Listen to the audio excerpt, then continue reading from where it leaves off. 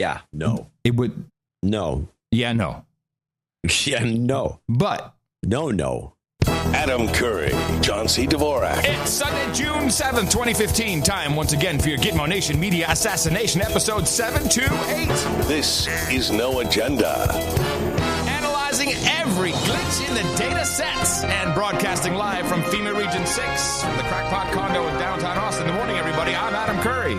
And from northern Silicon Valley, where I have nothing funny to say, I'm John C. Dvorak. It's Crackpot and Buzzkill in the morning. Thanks for the effort. I put it all out there. It's appreciated, man. Welcome to the show. Swinging for the fences. How you doing? I'm doing good. How you doing? How you doing? I'm doing. The mold thing is still there, but it's not as bad as Thursday. Yes, the mold. It's not as bad Give us a mold update. Do they give you during the news? Do they do a mold thing? Yes. Oh yeah. Pollen count. Yes. Oh yeah. Pollen's not mold. No, but they have the pollen. Okay, they have the allergy alert. Okay. And they have the. See, right now we have grass, which is low, but mold. The mold spores, as I've learned, very high. But you've been ingesting spores. I'm telling you, man, that stuff gets in your nose and messes with your shit. You're like, yeah. Well, it just seems like two different parts of the body, but go on. I have the ionizer. Remember I had that from the old place? Yeah, well, don't you want a HEPA filter? Yes, it has a HEPA filter, a UV filter, it has an ionizer, and it does ozone. What is the ozone supposed to accomplish? I don't know. It makes it smell fresh. Yeah.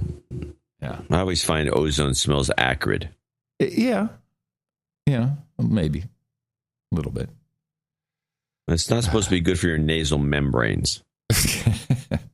Okay, it's all right. I'm good. I've been popping my Sudafed pills. I'm good to go. I'm very productive. You're all popped, all bedded up. I'm ready, John. Let's go. Let's have a good show. Oh yeah, Sudafed is all over me. I'm good.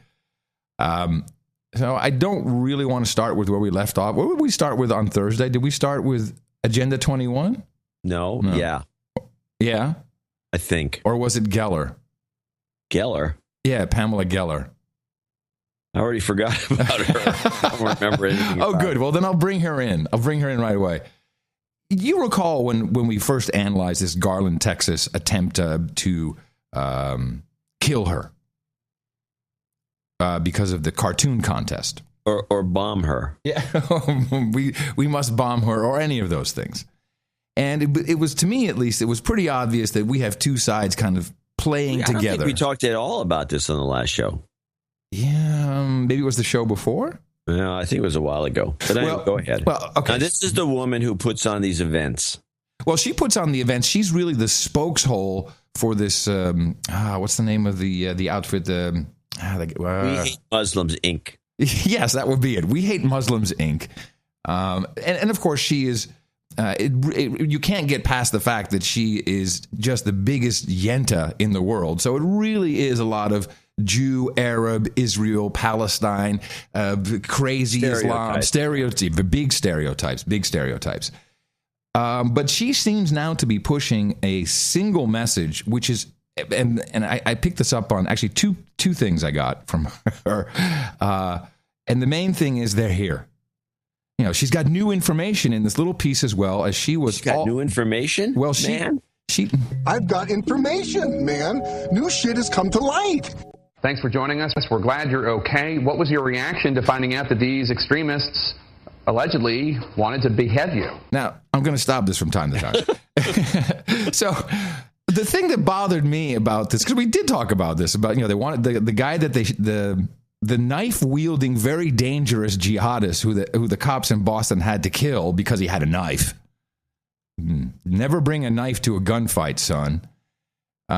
Apparently, he wanted to behead Pamela Geller. But where did we hear this information? Where did she hear that he wanted to behead her? Yeah, see, we don't know, do we? Where? I have no idea. I didn't even... My reaction was it was chilling. Not surprising, because this is what happens when you violate the blasphemy laws under the Sharia. You will be targeted. And so I'm not surprised, but one thing is clear. ISIS is here. Islamic terrorism is here. We are here, #America, near our hashtag target, soon. That was painfully obvious in the wake of the Garland jihad shooting, and a lot of positive developments came out of that shooting. Oh, really? First, she's coined a term here, the Garland jihad shooting. Positive things. New shit has come to light. First, that they drove 1,000 miles to Garland. Thank God they picked Garland, and they didn't pick a softer target. Clearly, my events, which I've had security at for the past 10 years. You got to stop it for a second, because I got to ask a question now. Mm-hmm. If they're there, why do they have to drive 1,000 miles? 1,000 miles is not being there. And imagine if it had been a softer target, like, I don't know, Fremont? My crotch. Because I've studied the jihadic doctrine, and I understand the enemy.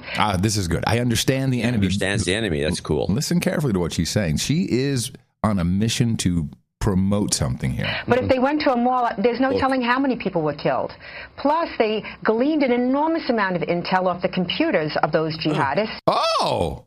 Did you hear about this enormous amount of intel off of the computers from those jihadists who were there? By Chinese hackers? Mm-hmm. And they upped the surveillance on high-profile suspects, perhaps even Boston. Pamela, I want to thank the Boston Police Department. Mm-hmm. They did a superb job. Now it gets better.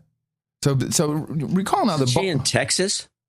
She was in Texas. I think she's from New York. I don't think she lives in Texas. I know, but where is she now? I don't know. She must be in Boston. She's thanking the Boston police for something. No, for killing the crazy knife-wielding jihadist who was going to take her head off. Oh, yes. That was the guy. And they got a treasure trove of information off of intel off of the computer. What did they tell you exactly when it came to how much you were a target? I had heard from CNN initially. Oh, hold on a second. CNN had told her that he wanted to cut her head off. Well, that's nice. And then what? And then upon their request, multiple agencies, we had a meeting, but I'm clearly not at liberty to discuss. Why not? Yeah, no. Why not? Yeah, I don't know. So CNN told her, hey, that guy wanted to take your head off, and they knew that almost immediately. And then the agencies requested a meeting with her, which clearly she's not at liberty to speak about. I'm calling bullshit. What was said. Really? Fair enough. Well, you're going out on a limb. Are you afraid for your life? Of course, there's an element of fear. I would be silly to say that there isn't. It's not fearful, but to me, it's scarier, Jake, to do nothing. Because complying with the Sharia leads to more demands for Sharia compliance. And while it is very scary that an innocuous and clever cartoon would cause or warrant me to get my head chopped off. And her head is gone. This is the state of freedom of speech in this country in 2015, and that I would be the object of attacks across the board, not you specifically, but instead of the jihadists being the focus of the media, instead of the mosque, the same mosque as the Boston Tsarnaev, the bombers, the marathon bombers. Huge place. No, listen to this. This is interesting. It seems like Boston is a hotbed of head cutting off jihadists. Same mosque as Anwar al-Awlaki. And here we have one of the jihadists who was a security guard at the Islamic Society of Boston. I don't understand why the focus is on my work in defense of freedom. But again, this is why we're so far down the rabbit hole. Okay. Yes, we are down the rabbit hole, Ms. Galler. I'm going to play one more clip, also from CNN. She seemed to be all over CNN this weekend, and I do have a point to this. This is now with, is it Cuomo's kid who's on CNN? Is that Mario Cuomo's kid? I don't know. Some Cuomo guy on the CNN? I know. I don't know any. I don't watch CNN. Yeah, I do. I take one for the team, but I watch CNN. And here's Cuomo on CNN with Pamela Geller, and she has more of this messaging. Have you thought that, maybe I went too far? This wasn't worth it. I'm going to change how I do what I do now. Drawing a cartoon, an innocuous cartoon, warrants chopping my head off? That's too far? I just don't understand this. They're going to come for you too, Chris. They're coming for everybody. Yes. And the media should be standing with me, particularly in light of Foley. You can show the cartoon. This is so good. I love it how she's telling the media continuously, they're coming for you. Now it's Chris Cuomo. They're going to come for his head. It is Mario's son. It is, okay. People have the equal right to criticize your showing the cartoon as an overt provocation of a religion. An overt provocation. First of all, we see Jesus blasphemed mercilessly on South Park. We see the cross immersed in a jar of urine. We see Mother Mary, immersed in dung. Nobody says anything about that. That's not true. Where was the Mother Mary and dung thing? Yes, there was a dung. It was called Dung Mary or something. I missed that exhibit. Those things get criticized. Nobody gets killed. Embassies don't get burned. The question that... Embassies don't get burned. Oh, did she not get the memo that it wasn't because of a cartoon or because of a stupid movie on YouTube? No.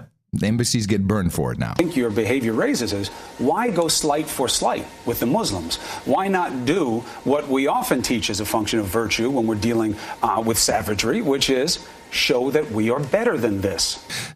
Now, I think this is really interesting. You watch this crap. I think a lot of people, well, not a lot, but people watch this. It's repeated over and over and over again. But CNN always has the messaging and they're always pushing it out there. And this woman is a part of it. She really is.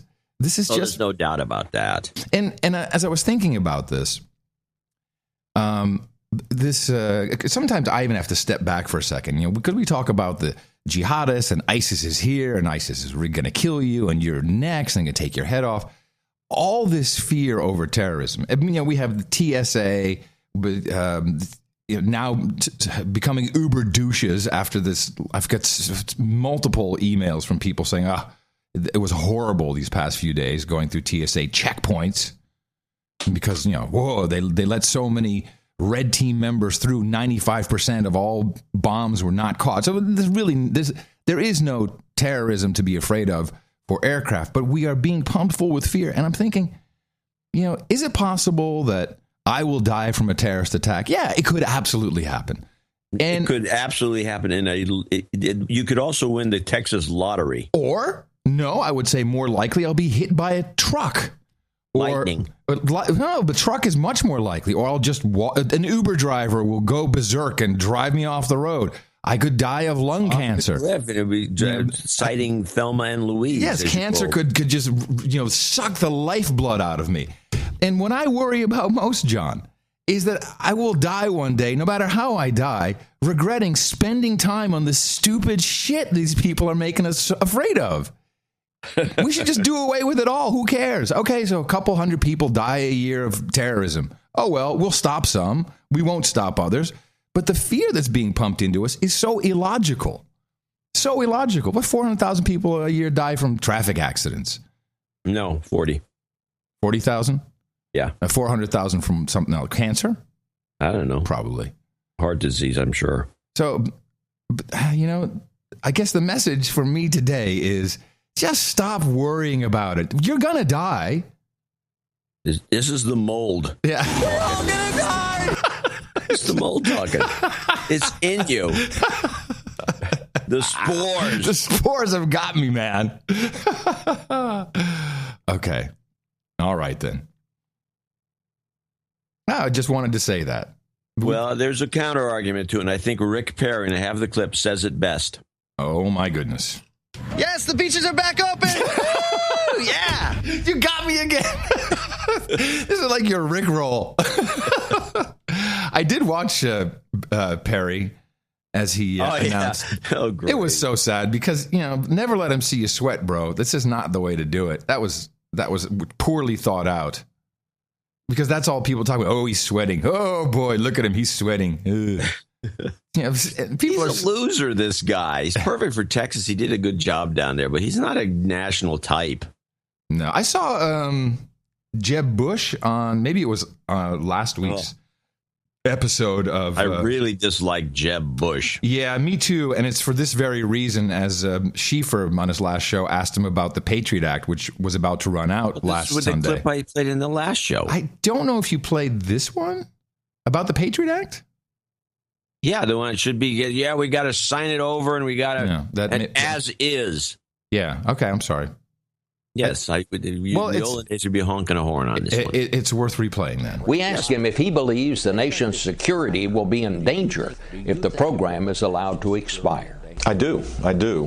And it's not a violation of civil liberties. There's no evidence, not a shred of evidence, that the metadata program has violated anybody's civil liberties. The first duty of our national government is to protect the homeland. Oh, yeah, that was it. I do remember that clip. It's the spores. Yeah, it's the spores. No, that's not the first duty. The first duty is to protect and uphold the Constitution. Yes, and you did that bit again. I know. It's the spores. Yeah, the spores. I want to thank Student 33. I went to the P.O. box. I thank Student 33 for sending me the gigantic Ready for Hillary poster. Ooh. Hashtag ready. Oh. Was it rolled up and it's like an artwork now? Mm-hmm. Yeah. I'm keeping it. It's an investment. Yeah, it is. It is. Well, I got a couple of interesting little items here. We had, of course, the big deal. This was the China hack. Yeah. Although they've never really blamed China, but the media does for some reason. Mm-hmm. And how would they know it's not? I'm surprised. It's as though they say, well, let's blame North Korea for this, and then let's blame Russia for that. And let's blame China. Did we get any official confirmation that it was China, or is that just the media saying it's China? It's just the media. Yeah. In fact, if you listen to most of these guys doing their analysis, they say, well, the White House hasn't confirmed. This hasn't been confirmed or confirmed. They keep saying that, but then they blame China over and over. And let's play a couple. And the guys are nuts about this. Everybody on the talk shows, everybody on the talking head shows, they're all going crazy. Let's play the China hack rundown 1.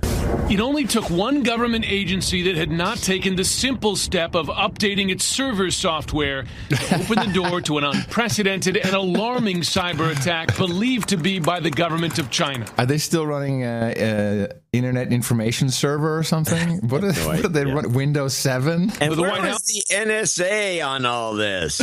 Well, they've been hampered because, we didn't pass the Patriot Act. This happened last December. Oh, wow. Okay. Of China.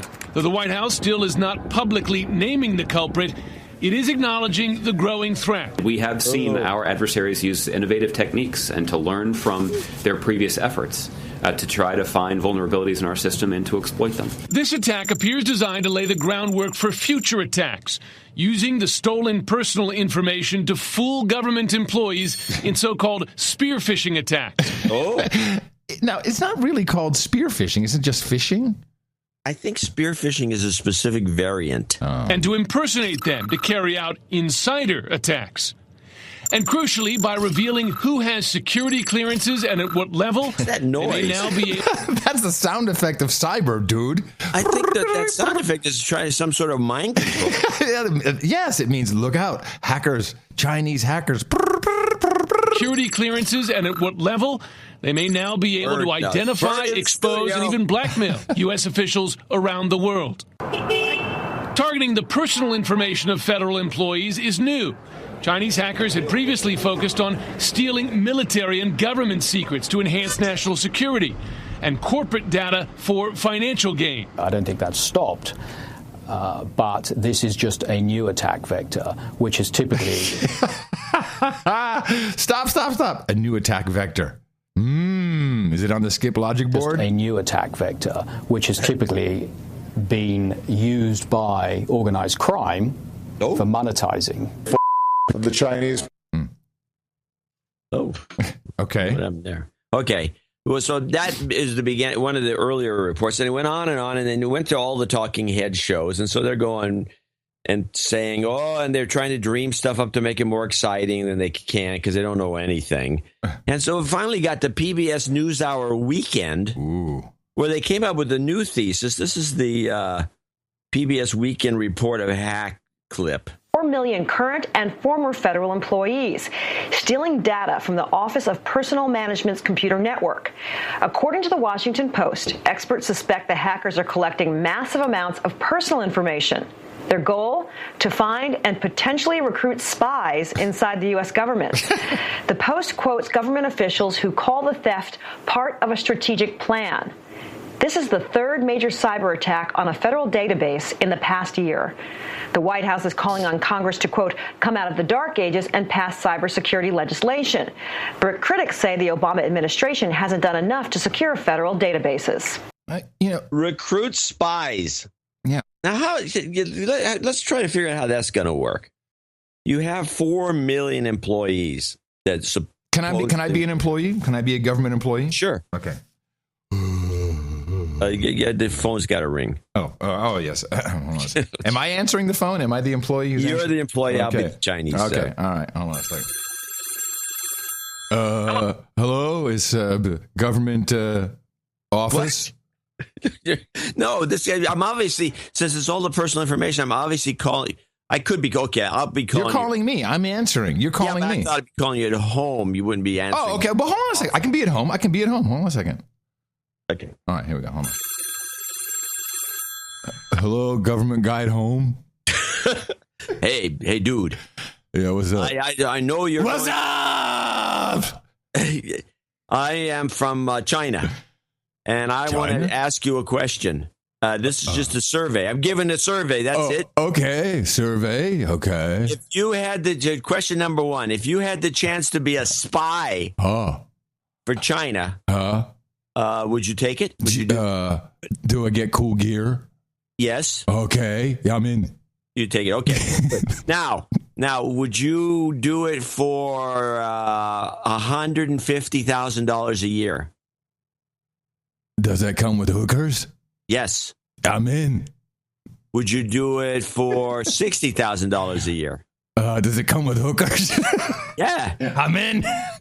Would you do it for $20,000 a year? I'm in. I'm just in. Best price. In the morning. I'm glad you had a punchline. Good. Best price. Best price. Yeah, this is stupid. It's idiotic. So stupid. And if anyone with a brain just listens to this and thinks like we just did, you can see it's stupid. Stupid. The only thing that this was it Hastert? Is that the guy? Hastert. I have a feeling, there's a lot of course, we know that a lot of this espionage is for blackmail purposes. Yes, that's what the NSA is all about. Right. And the FBI traditionally has been a blackmailing operation. Thank you. So Hastert, who was former Speaker of the House, and excuse me, I think that's a message to everybody else, because this guy is unimportant in the grand scheme of things right now. But to me, it seems like, hey, you're getting hookers, or you're doing something. We know all about you. We can get you whenever we want to. Yeah, that's what it has to be. And it comes. I got the offbeat clip I picked up off of ABC. Mm-hmm. This is Hastert and the media. Now, I want to listen carefully to what they're saying here, because it's an indictment of the media. Jolene says she decided to come in hopes others who say they are victims of Hastert will know they are not alone, George. And Brian, she's been trying to get this story out for a long time. Right. She contacted us and other members of the news media about 9 years ago off the record. But she said that she watched Hastert rise to prominence as Speaker of the House. It just made her angrier and angrier, and now she finally decided to go public with the allegations. So Hastert's not being charged actually for this misconduct. He's being charged for these bank fraud. Yeah. Yeah, 9 years ago. 9 years ago, they knew about this guy. But this also broke on ABC News. And ABC News is doing things that I find completely out of order when it comes to journalistic integrity, by just some woman who's saying, oh, this happened. That's it. Then they ABC has got this marching orders from the White House. Exactly. So the Chinese hack is a dead end. Yeah. Meanwhile, I watched Bill Maher. Oh, no. As much as I don't like watching Bill Maher. You always tell me not to watch him. I don't like watching him either. Huh. So, this particular version of his normal bigotry posing as humor. Yeah. It was just over the top. And it was. Sorry. And we can play play the bigotry clip and tell me if this is not what he's exhibiting, his anti-transgender Bruce Jenner Christine, whatever, Caitlin. A question. Would you mind, just for our international audience, explain bigotry?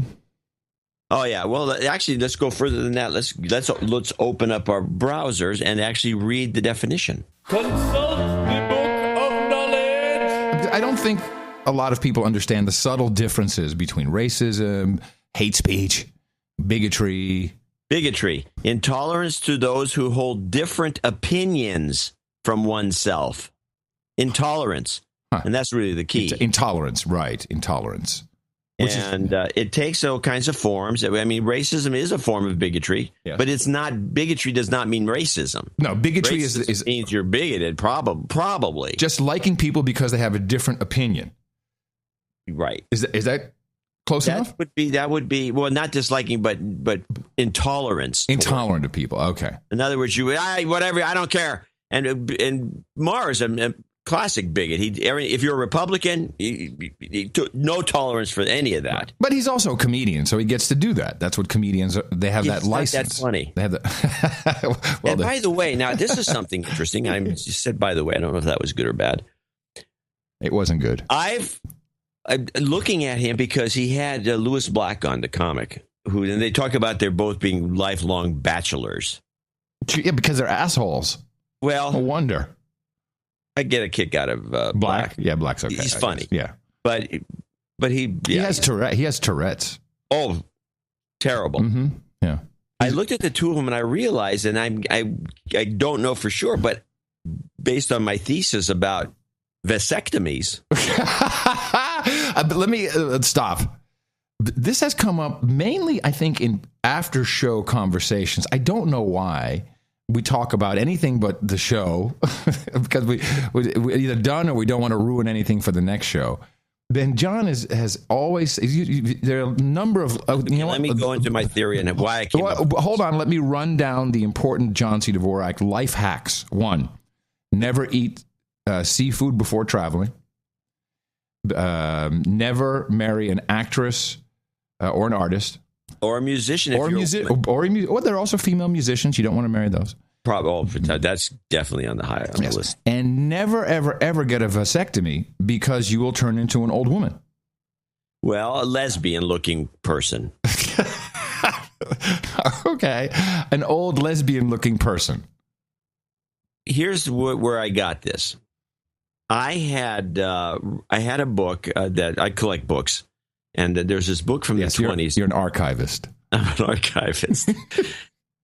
I wish they wouldn't just pile up on the floor. But that's another story. It will kill you one day. Now, there was this book on, I think it was called Stay Youthful or Youth something or other. And this was done in the late 20s when I think the vasectomy first became popularized. And it became popularized for one reason only, not for population control, but to make you look younger. Because after you got a vasectomy, you would have traits, physical traits. If you're a male, obviously, and a female's not going to get a vasectomy, you had your traits would change. You would get a kind of a puffy face. The skin would look different.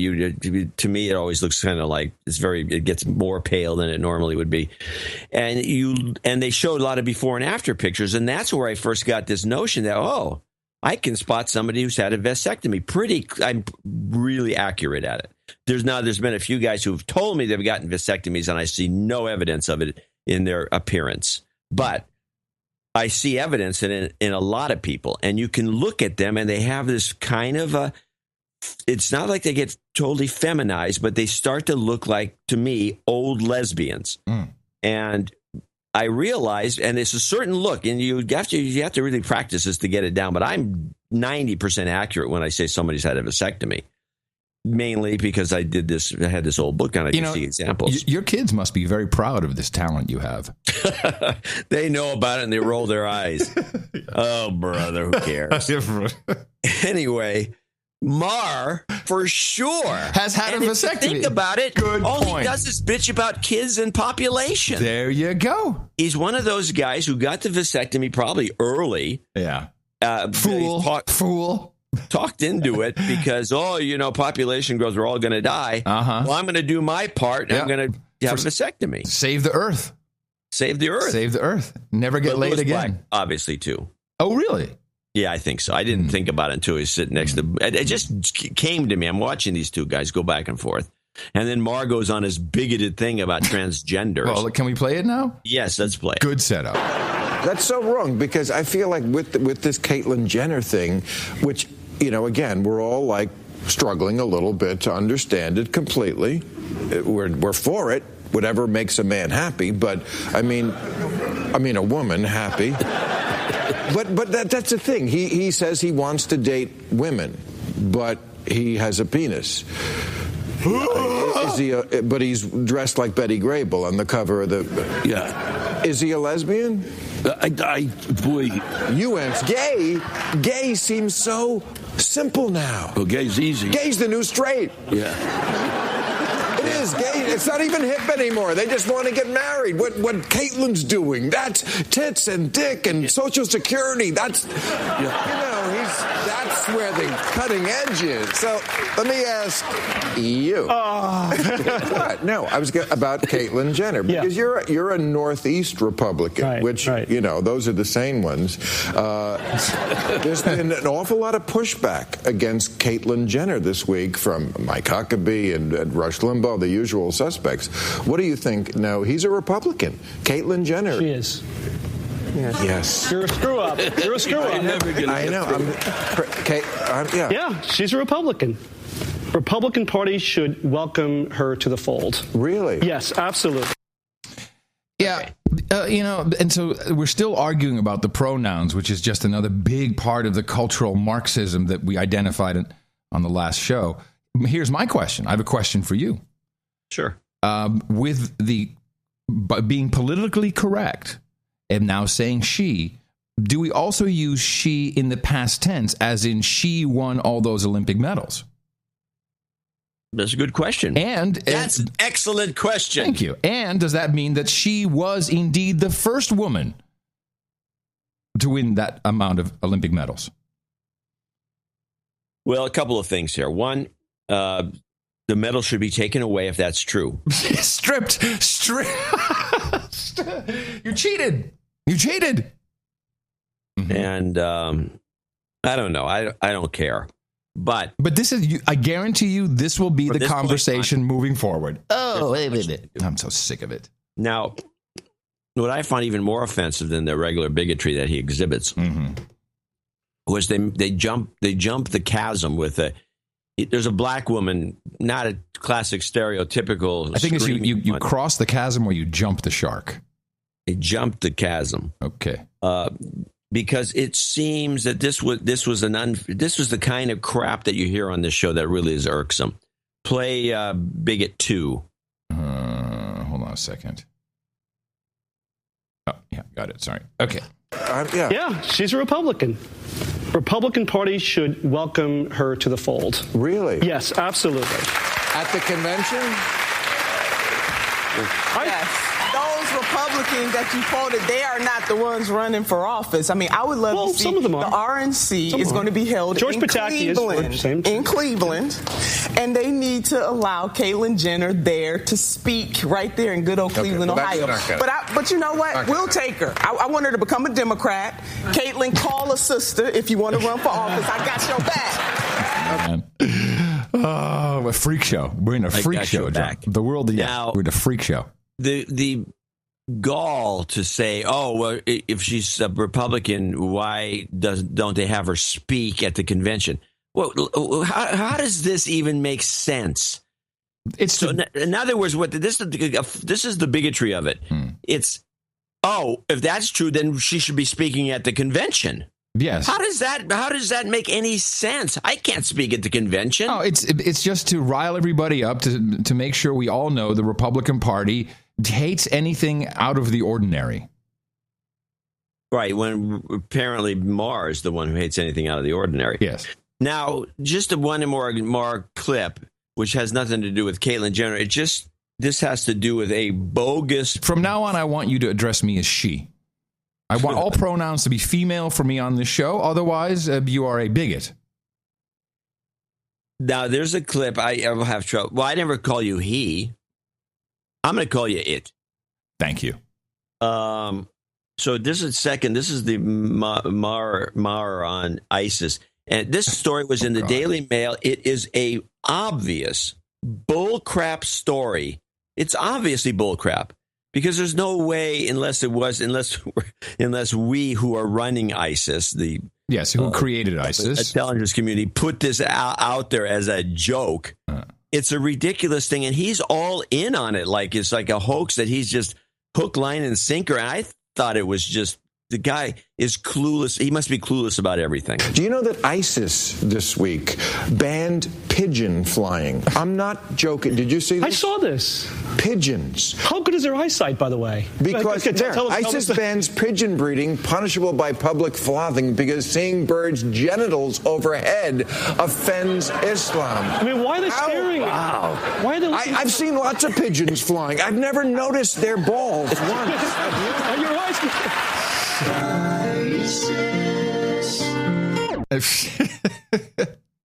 Yeah. Okay. Well, but ISIS. I don't know if you saw the other news about ISIS. A couple things. One, finally, they've listened to my advice. They're throwing gay guys off buildings again.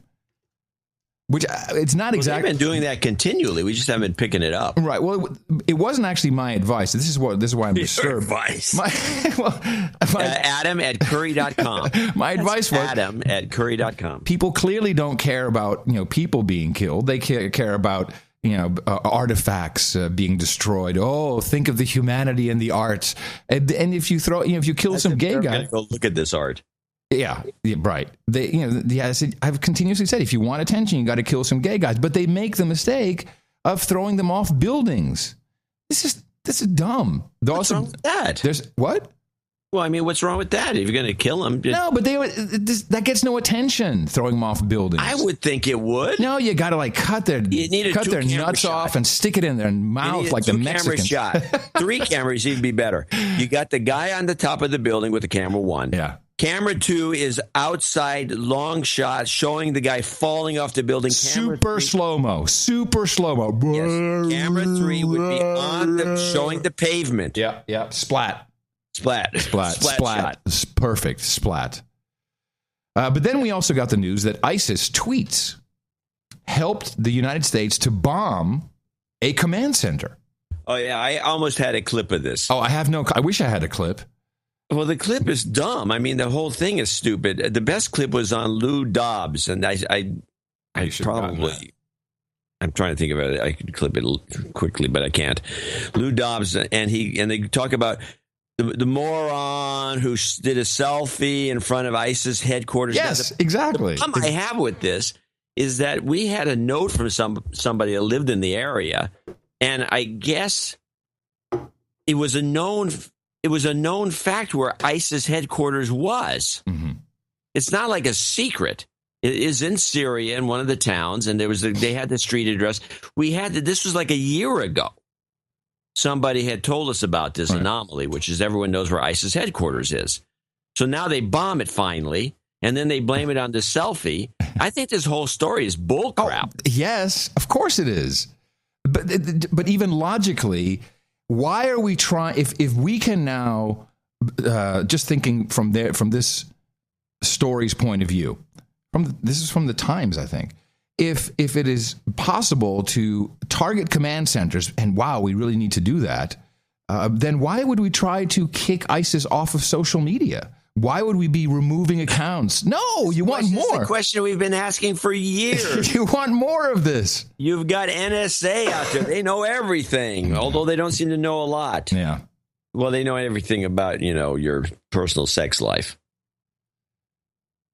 I don't know. These are all honeypots. It's all bullcrap. None of these guys are really ISIS guys. Who knows? I mean, sure, there's a couple that come on and they track them carefully. But these accounts, I've looked at these accounts. Most of them, of course, if you have to cut and paste into an Arab translator. But they're idiotic. Yeah, they're idiotic. The comments they make are stupid. What they have to say is dumb. Taking a selfie in front of HQ. I mean, the problem. What's the point? Yeah. Well, the problem is, again, it's just people being mind controlled into this. It really is stupidity to believe in any of this. But it works. Meanwhile, we have a real war going on here on the home front, John.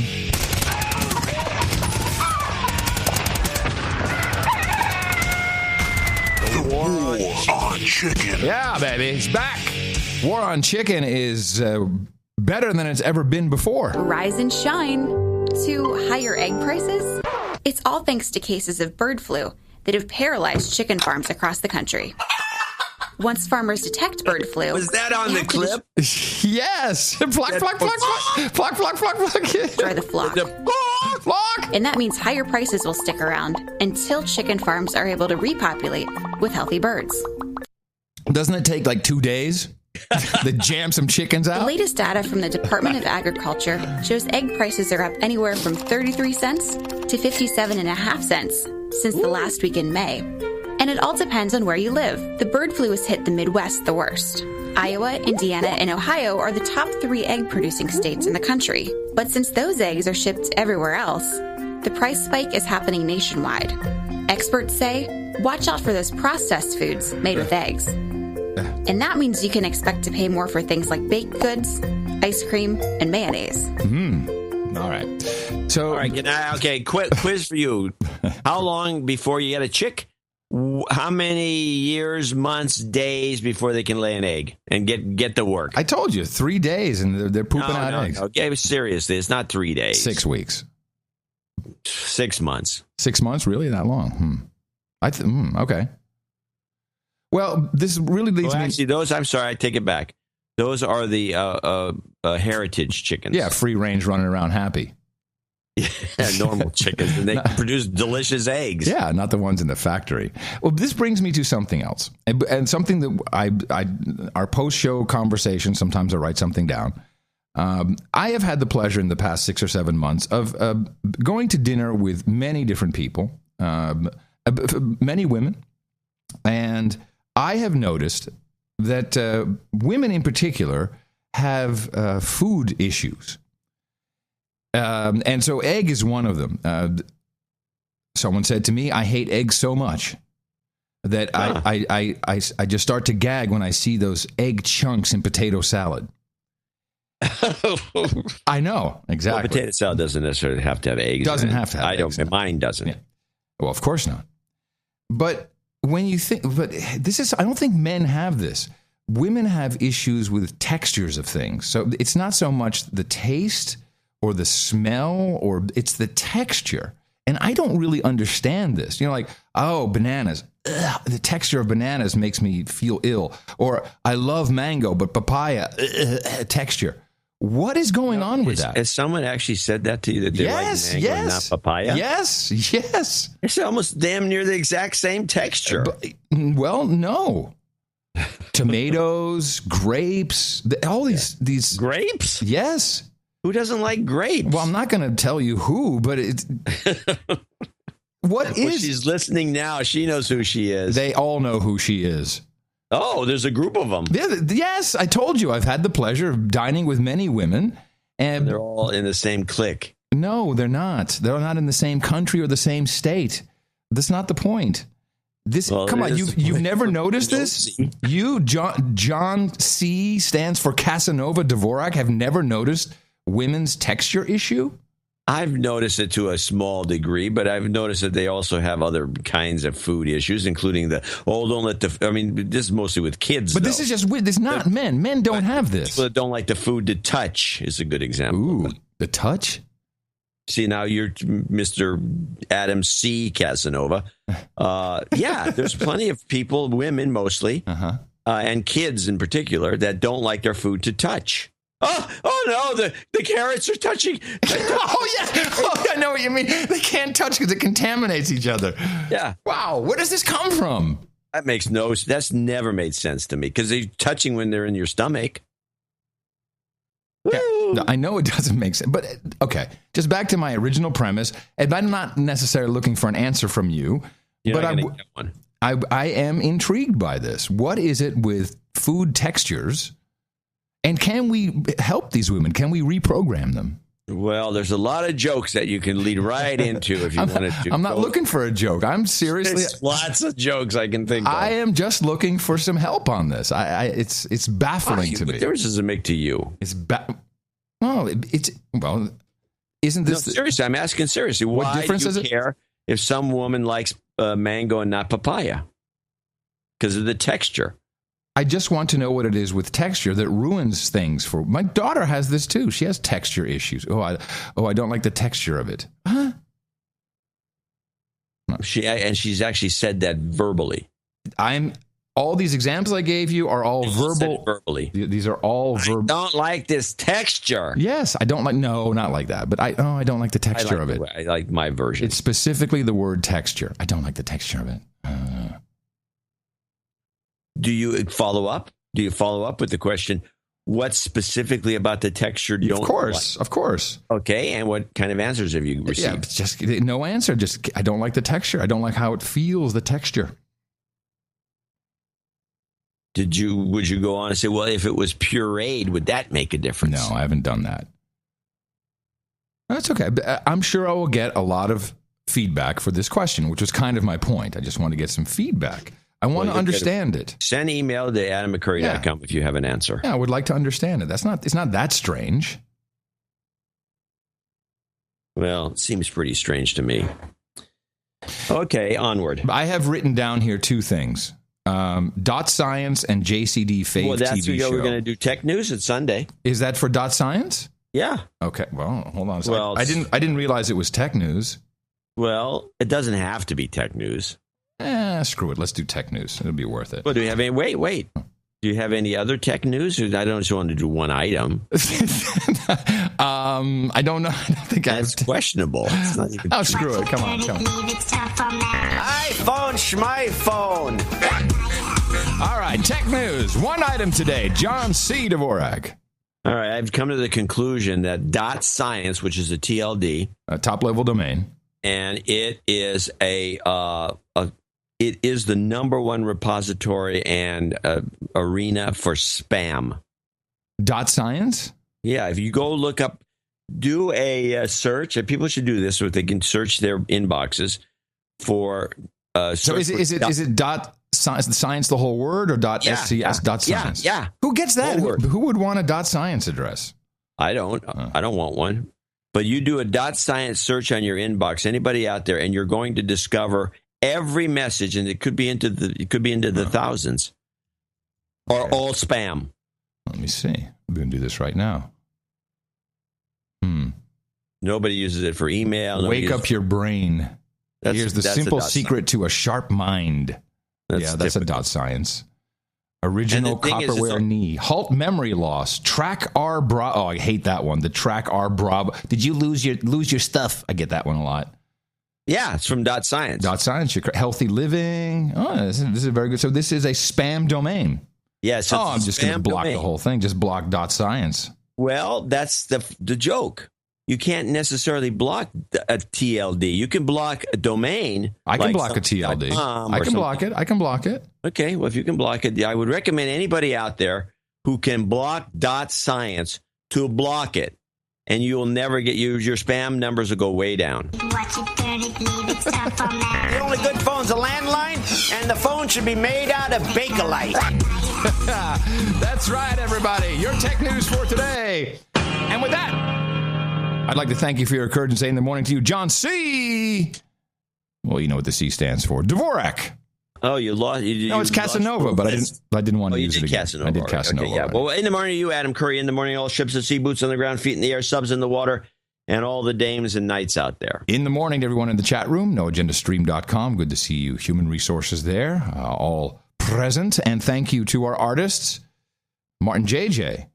Again, crushing it with the artwork for episode 727, which was what was the title of that show?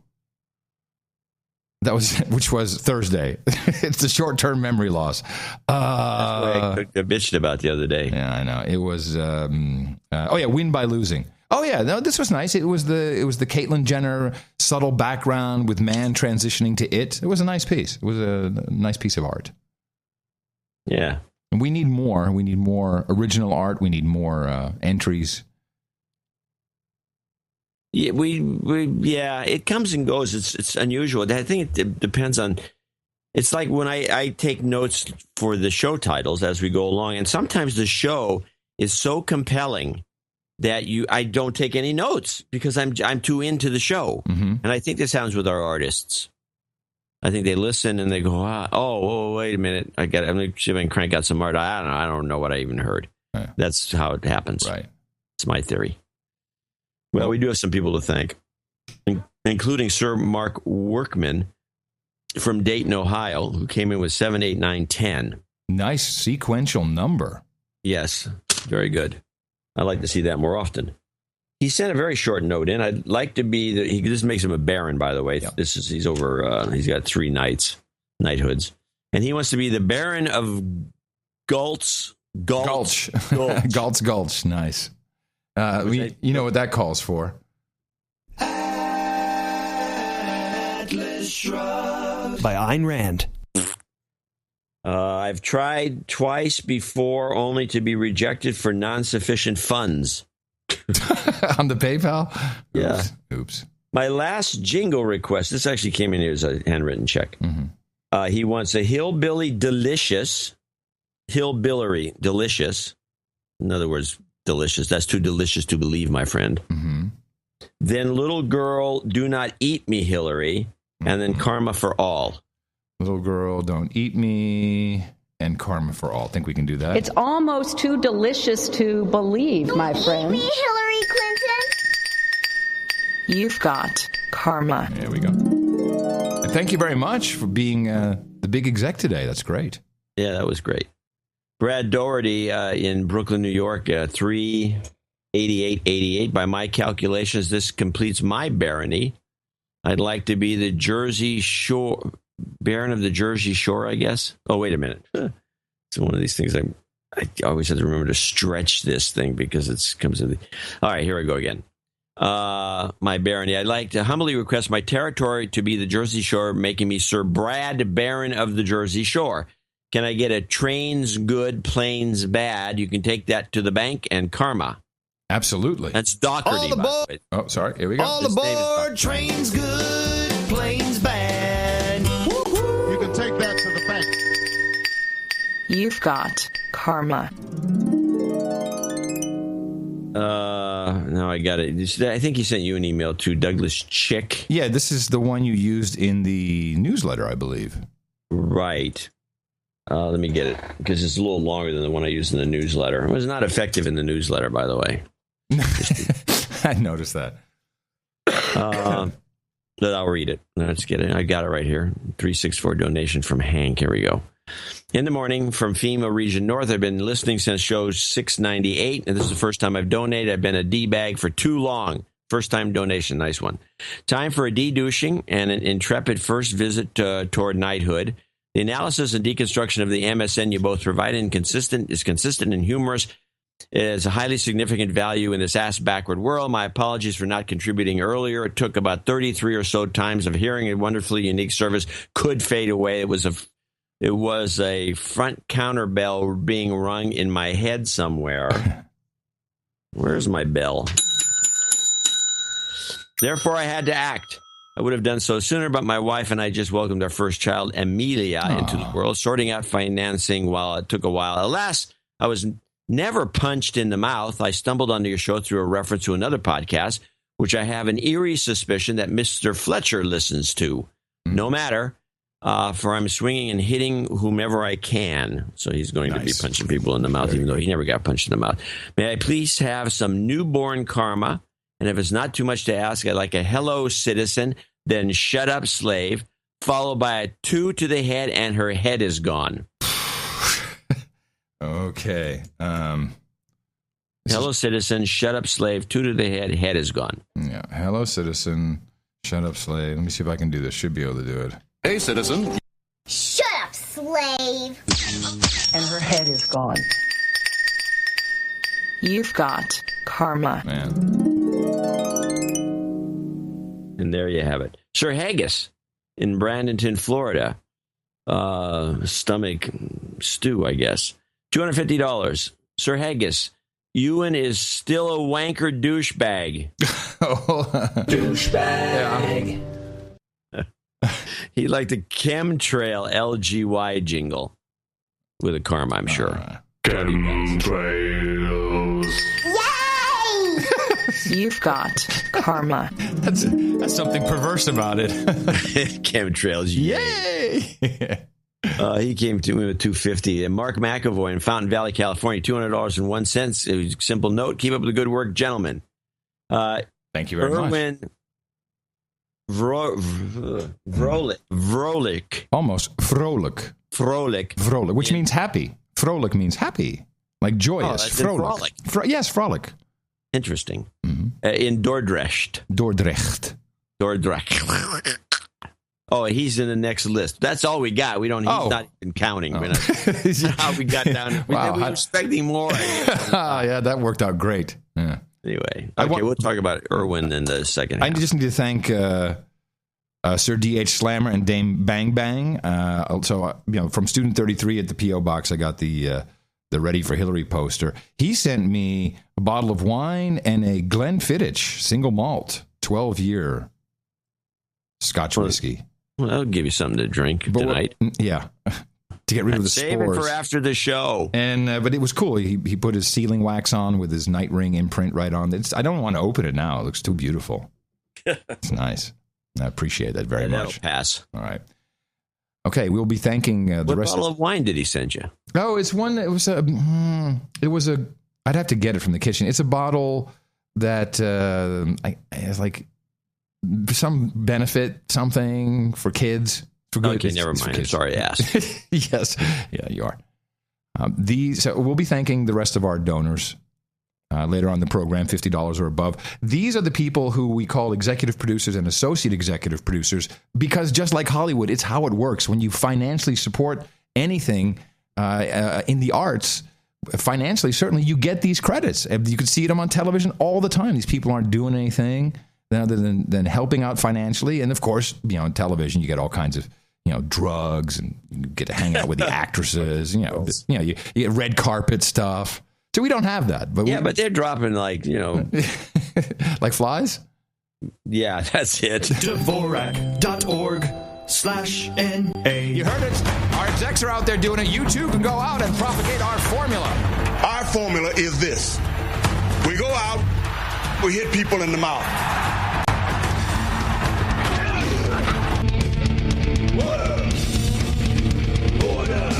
Shut up, slave! Shut up, Steve! I did a fair amount of work yesterday about on this new report about the glitch. And I love me a good glitch. Which glitch? Oh, the global warming pause caused by glitch in data. I have an introductory clip if you want. Very good. I'd love a clip. Let me see what. Yes, Rich. The new NOAA report contradicts warming pause. Perfect. A new study rejects the theory of a pause on global warming over the past 15 years. The National Oceanic and Atmospheric Administration says an apparent hiatus in rising temperatures likely comes from limits on data from previous eras, and that warming, quote, has in fact been as fast or faster than that seen over the last half of the 20th century. This is so fantastic. Don't believe your lying eyes. So let's just summarize for a second. All scientists, we're all 97% of them.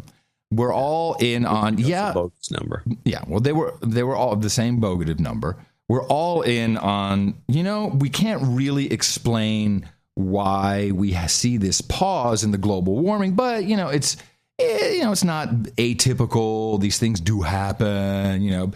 But it was annoying because it was being thrown in their face continuously, constantly. So now NOAA, the National Oceanographic. What is this? Atmospheric agency thing. Administration. Thank you. They went back and they changed a number of things in the way. Let's go back and change history. They did. They changed the data, and this is not really largely discussed. There's no one really diving into it. So I went and first of all, it was hard to get the actual report because you have to purchase it and you have to be a member of some scientific. You have to. Bill Nye the Science Guy can get it, but I can't.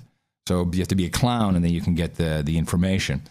So they published in Science Magazine the general article under the title "Lost and Found: Earth's Missing Heat." A reanalysis of surface temperatures suggests there was never a global warming hiatus. Now, this is interesting because once again they're using all of these kind of fudge words. And if you look at the scientific article itself, published in Science Express, the headline there, of course, all of this is in PDF, marked up in the show notes at 728.noagendanotes.com. Possible artifacts of data biases in the recent global surface warming hiatus. And then the opening paragraph, much study has been devoted to the possible causes of an apparent decrease in the upward trend of global surface temperature since 1998, a phenomenon that has been dubbed the global warming hiatus. Here, we present an updated global surface temperature analysis that reveals the global trends are higher than reported by the IPCC, especially in recent decades, and that the central estimate for the rate of warming during the first 15 years of the 21st century is at least as great as the last half of the 20th century.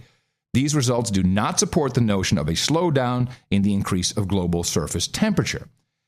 So what they did, and we're talking the difference of 0.03 degrees centigrade. Well, let's stop before you continue, and let me just ask a quick question. Sure. After all this global warming stuff, they got it wrong, and then they got it right? This is the obvious problem that you can't say we're right, and then say, yeah, but we were wrong on this. We were even more right than we knew. That doesn't work. Isn't science, the whole idea is that it's reproducible? That anyone's not. Okay. Yes. Well, it is if you change things. And so I found the methodology they used to change this data in the supplementary material for the report, Possible Artifacts of Data Biases in the Recent Global Surface Warming Hiatus. And again, I marked a few things up here. But the main... and this thing is filled with, I mean, you think it's like, we just measure everything and then we put it together and we average it out. And then, we look at the graph. We have the data points. You put it into Excel and it poops out. No, they have the formulas that are in this document. To me, it was like nothing I've ever seen before. It is Einstein type writing stuff. And the things they've changed, that's what it looks like Einstein formulas. The main things they've changed is they've taken different data sets from the buoys in the ocean. They've taken different pieces of data from engine temperature monitoring systems. And then when you read, of course, I'm way out of my depth here, but under the data and analysis method, maybe you can help, John. The new analyses presented here are based on foundational data sets and processing procedures for land surface air temperature and sea surface temperature. The data sets are publicly available, so we could put this into our own spreadsheet. I'm sure it wouldn't work as well. And so the bias corrections are applied to the stations. They give a number for data bank as described by Mena and Williams. So first of all, can you explain to me a bias correction? How do I interpret a bias correction? I'm guessing.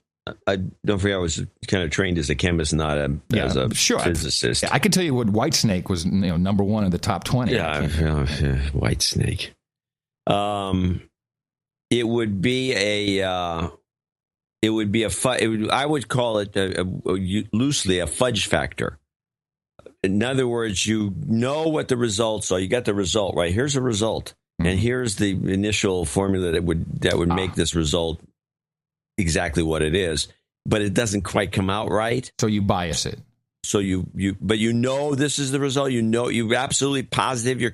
You're totally convinced that this is what it is.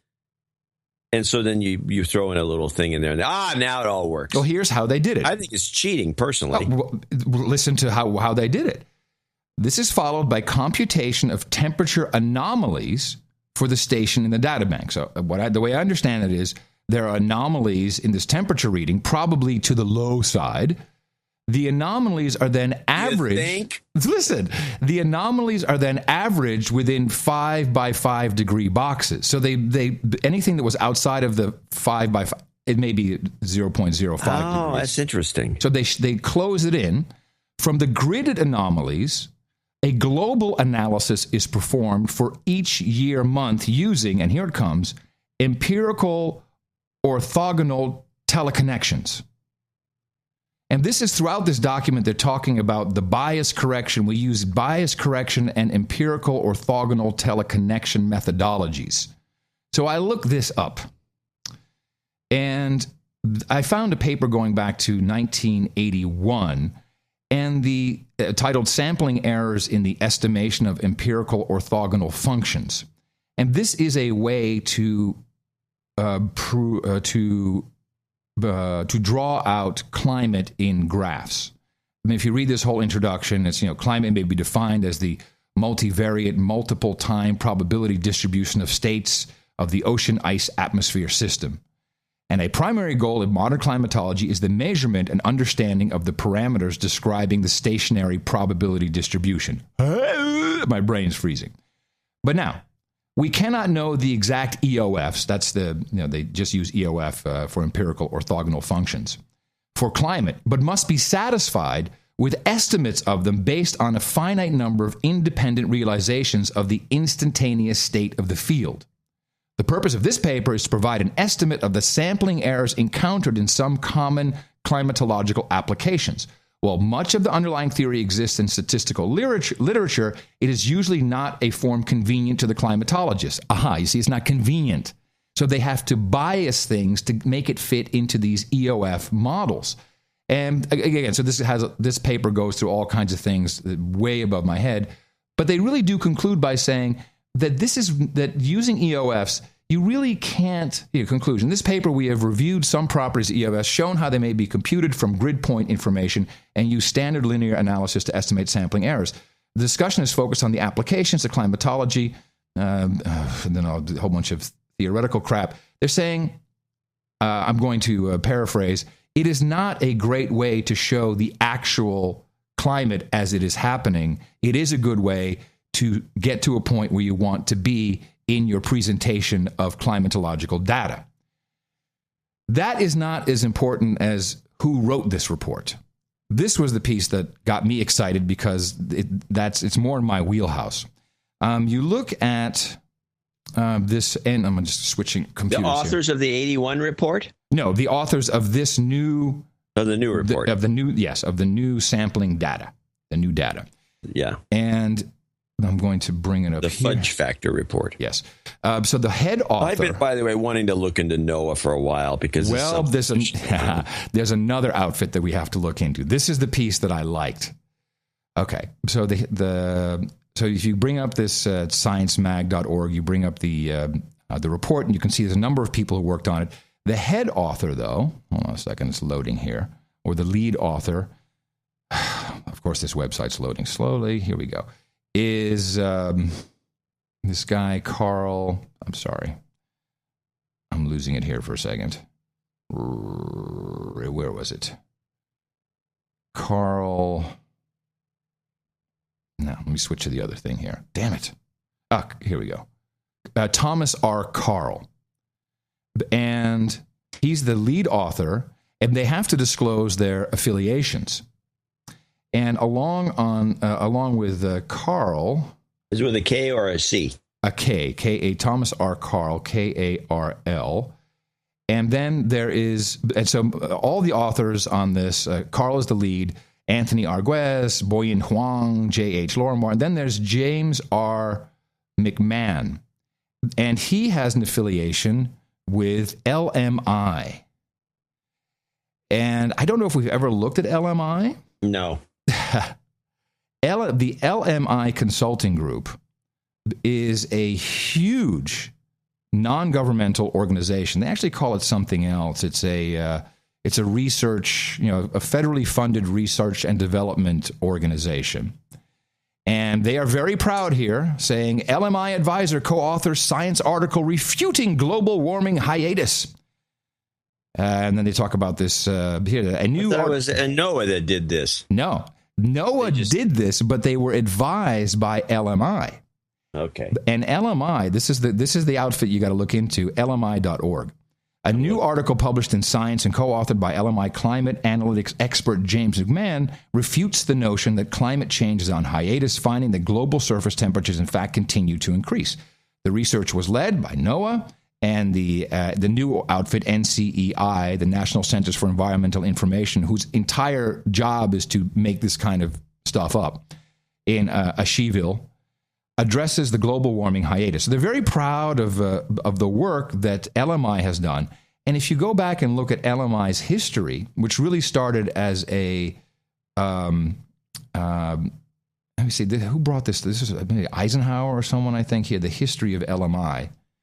And you should look at the board of directors while we're at it, John. I'm looking at them now. Yeah.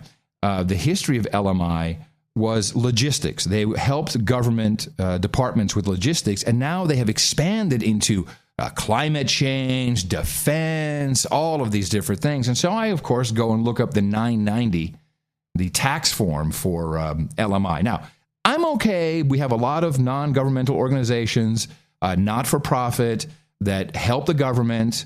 But you always have to be on the lookout for where's their funding coming from. Oh, did I mention in 2013 they received $223 million, mainly from, USAID, Department of Defense, Department of State, Department of Health and Human Services. The biggest one being Department of Defense, $132 million.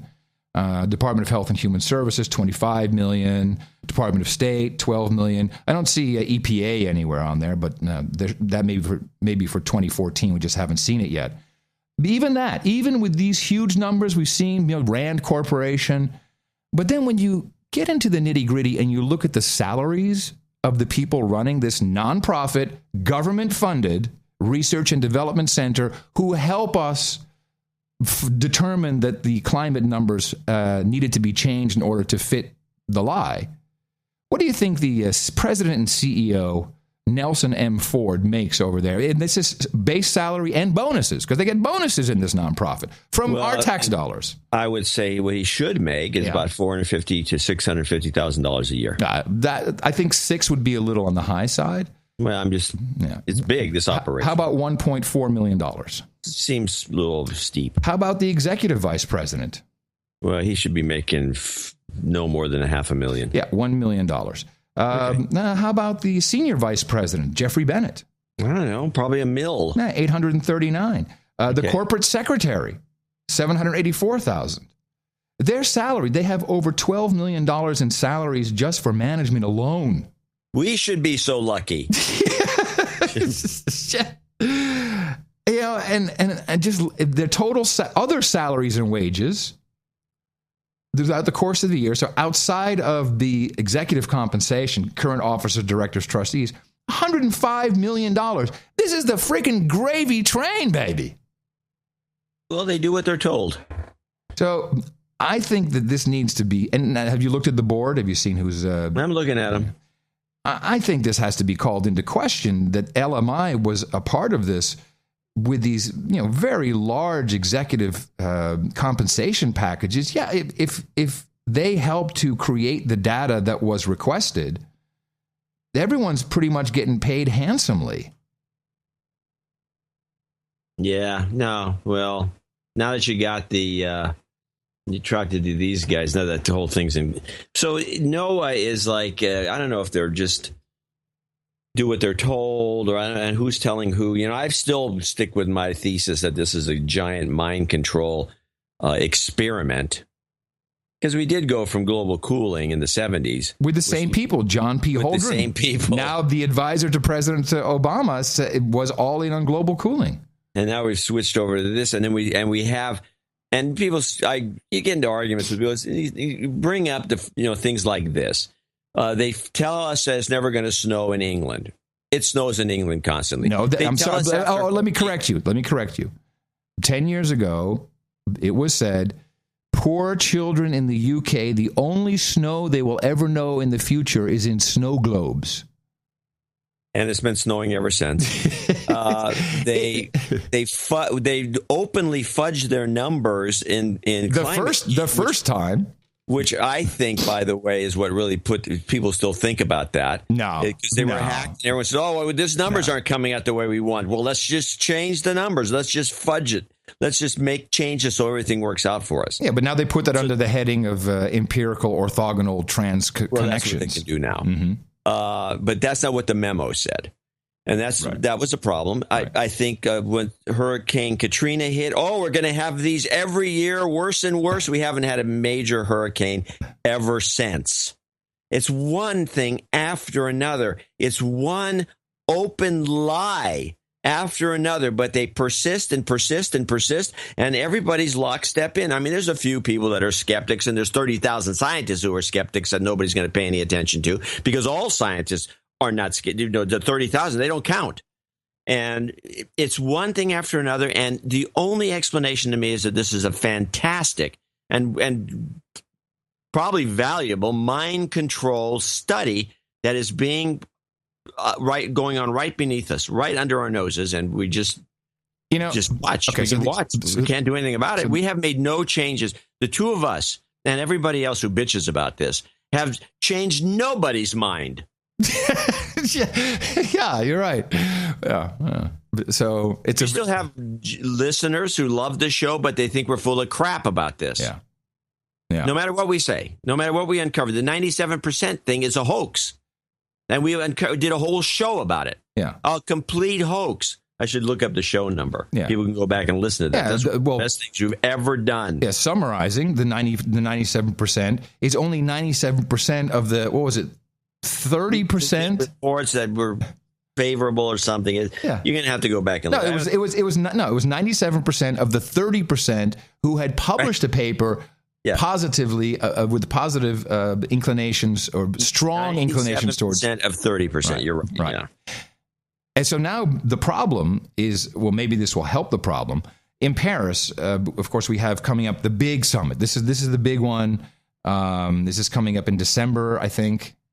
Somewhere around the end of the year, and this is where we're going to have to finally do something, people, because we have carbon credits to exchange, and we've got money to send to corporations and U.S. corporations in poor countries, and just money's got to flow, but they have to come up with a path to the 2 degrees centigrade or Celsius increase. And this is how sick it is. Instead of saying, because we know the parts per million hasn't worked. It was the 350.org, 350 parts per million of carbon dioxide, which we blew past that. Has the climate gone up by an equal amount? Of the temperature gone up by an equal amount? No. So now we're at what, 400, 425 parts per million? Some over 4. Yeah, wherever you want to measure this. But it's so sick that now that they can get away with, because make no mistake, they're getting away with changing this data consistently. They're going to make the 2 degree number centigrade. That's going to be the standard. That's going to be the mark. It's not going to be in carbon dioxide parts per million. It's going to be the temperature. And so they need to get it as close to 2 degrees as possible with all these fudge factors by Paris, so we can show that, oh my God, if we get like 1/10 of a degree closer, and we're all going to die. The oceans will rise. The ice will melt. The polar bears will not be able to swim. All of these things, and I'm curious to see. They will have to do another round of fudging of the numbers. You can put it in the book because of this ludicrous idea of saying the entire Earth average is up by 2 degrees. Yeah, you're probably right. Now the question for you: when you say this is a giant mind control program, obviously, experiment, not a program, experiment. Where would this have originated from? Who, obviously, when you have a conspiracy theory like that, it's a true conspiracy theory, what you're propagating here. I don't know if it is, but maybe you might. Okay, let's just go with that. That way we can just be marginalized, and I don't worry about it. How do you think? How is it possible that all these thousands of scientists are all in, and no one has blown the whistle? No one has said it's. You know that a lot of scientists will not jump in because they get the way it works, the way they've been doing, the way the experiments have been working is it kind of this all works very beautifully during the social media era because you shout down everybody. You have, in fact, the latest stories. There's a bunch of news stories about all these operations going on in Russia, where they have the propaganda units, units, and they have like hundreds of people online going into forums and saying this and that, and they do it constantly. They're working 12 hours a day, long shifts, doing this. It's very easy to do. And most people, especially newbies who haven't been in online in the online era, let's say from the 80s. But newbies, people who just came in, let's say in the last 15 years, they're very susceptible to being condemned online, whether it's on Facebook. And of course, everybody wants to be on Facebook. So Facebook's a great place to promote stuff. And everybody's on Facebook with a few exceptions. And you can get condemned and people can shout you down in every which way. And they write these papers, and the papers that people can point to. I don't know. I think that's why it's a mind control experiment, because there's so many. I think that they're experimenting with how to make this work, and everything they do seems to be working out. But it does involve shouting people down. So the whole scientific principles, when people it's about science, the science is in. When science should be debating things like this constantly, especially when you're using computer models. But they've shouted that down. They use phony baloney information like 97%, which is 97% of 30% of something, which is bullcrap. And then you get celebrities, and all the celebrities are all in. I've heard that 97% thing said by all kinds of people, including Angelina Jolie. And the guy, the Clooney, Titanic kid. What's his name? Yeah, Titanic kid. His name. Yeah, Titanic kid guy. Wall Street Titanic kid guy. The Titanic Wall Street, the wolf guy. He said it. I saw him say it, and those are influencers. You use the dumb actors and actresses as influencers because they are influencers. Like somebody said, you get Kim Kardashian to wear an Apple Watch or gold. Yeah, or you do. You've got something going on and you need a distraction. Call Clooney. Call Clooney. Clooney's always good. And then the Wall Street Wolf Titanic kid guy. He's good. Yeah. Especially when he has his beard on, then he's in climate mode. Matt Damon. Matt Damon is a good one. Matt Damon's another one. So you still haven't answered who would have originated this. No, that's you kind of gave me two questions. Who specifically? The people that are like to do these experiments is the Defense Department, the DIA, the CIA loves doing these sorts of things. I don't think the NSA does. They don't care. I don't think they're experimental. No. It has to be the CIA, the DIA, the intelligence community, group of people. But the purpose of which I think it's just a dry run for something bigger. Well, we can go back to the Church Commission when this all came out. Not this specifically, but where their admission was, yes, we have CIA agents at Newsweek, at CBS. We have them everywhere. Right, and they're still there. Yeah. We've documented a number of them, and most of them are easy to identify. So you mentioned earlier about Russia, coming up with their propaganda unit. There's two more that have surfaced just in this week. The first one is the EU, the European Union, and they released. I love it. They just do a press. They do not give a crap. They just put a press release out, and their outfit is called. Hold on a second, because I look it up and they have a website. Here it is. The European Union set up a special unit to counter what it says is propaganda coordinated by Russia amid the Ukraine crisis. The Brussels-based unit is tasked with monitoring Russian media and promoting activity of EU institutions. The team was created in the framework of, here it comes, the European External Action Service, EEAS, and you can look that up at eeas.eu, and consists of 5 leading individuals, who will all be in charge of the following. Let's see. There will be a European channel broadcasting in Russian. Russian language programming to be launched this month, 2015. What was it again? It wasn't EEA. What was it? It's the EEAS, European External EEAS. Action Service. It's just a great name too. Yeah. And so if you go there, you can see all the things that they're working on. And luckily these outfits all have RSS feeds, so I can follow these. But here is the many roles. Let's see. First I have to accept cookies, or should I refuse cookies? No, they'll block you if you refuse. I'm going to hit I refuse cookies. You can if you run some of these. I use Spy Hunter 4. If you run this you got a Mac, you can't use any of these things.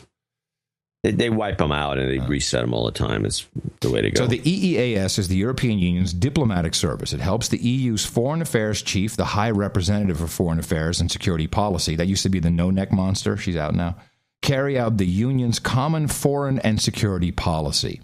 So they're part of the European Union State Department, very much like the techno experts that Hillary Clinton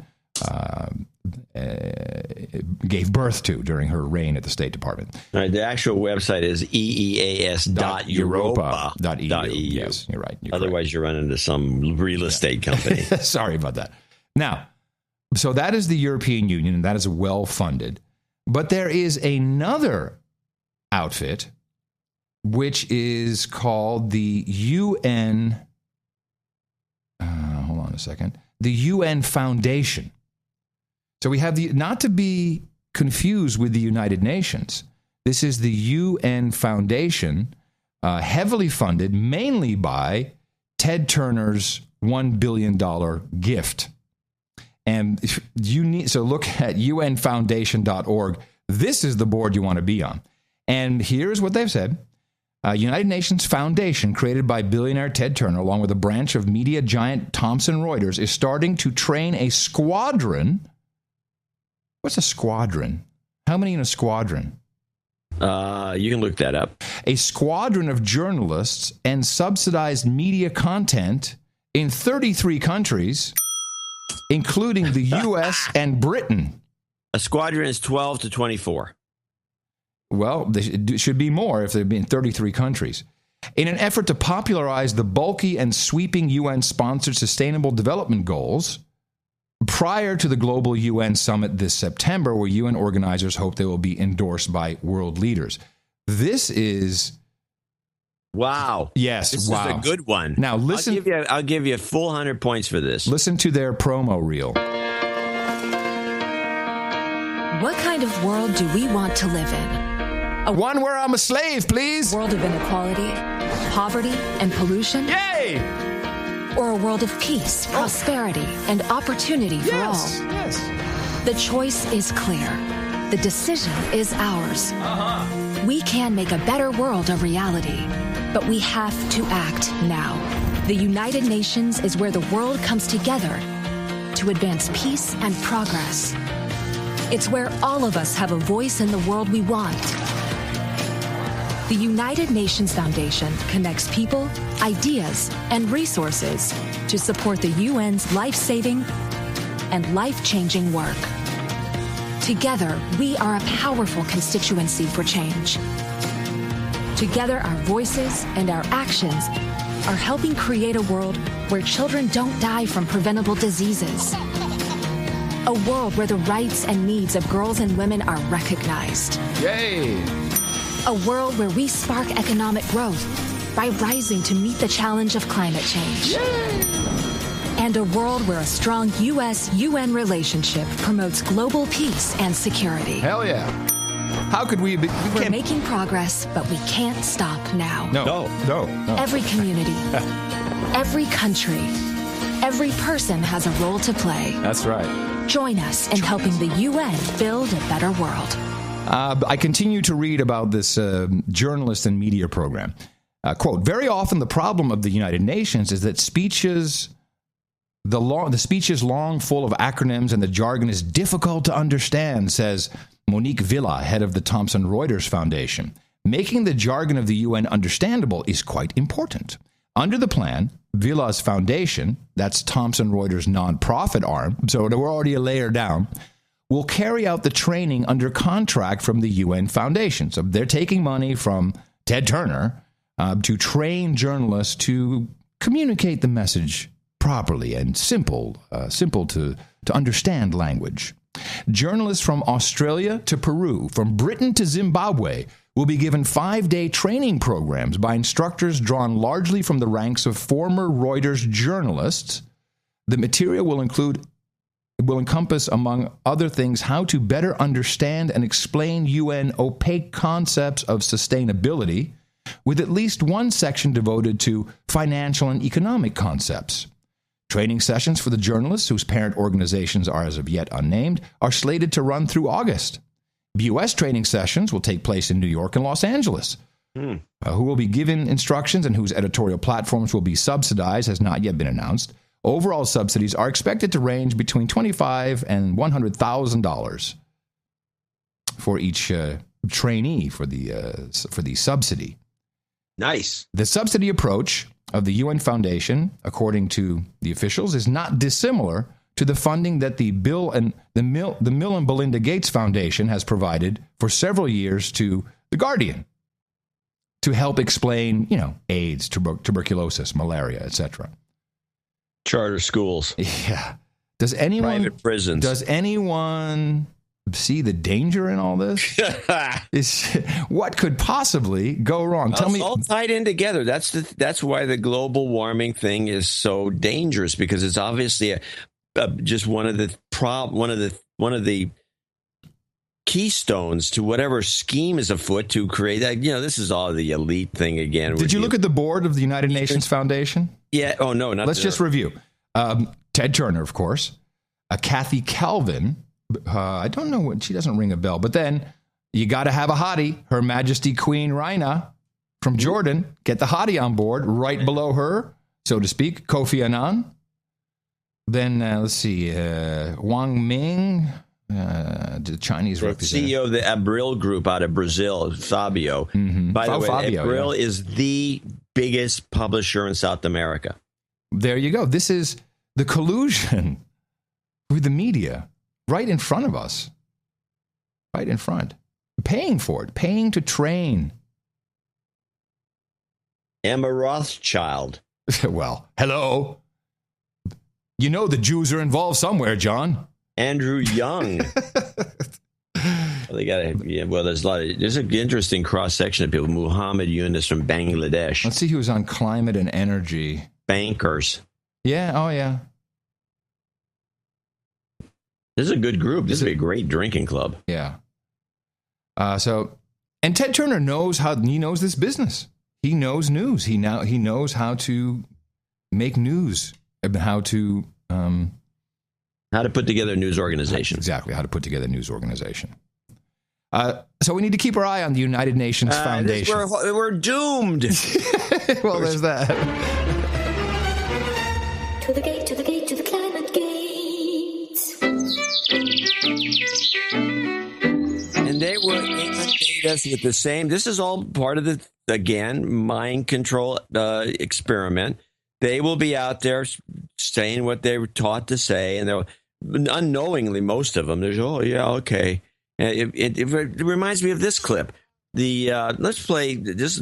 I don't know if we want to stay on this topic, but I do want to play a little clip because of this scam that was presented and shown on Newsnight. And let's play it. This is, since we're talking about journalism and the corruption of everything, let's play Chocolate One. Chocolata. Does chocolate help you lose weight?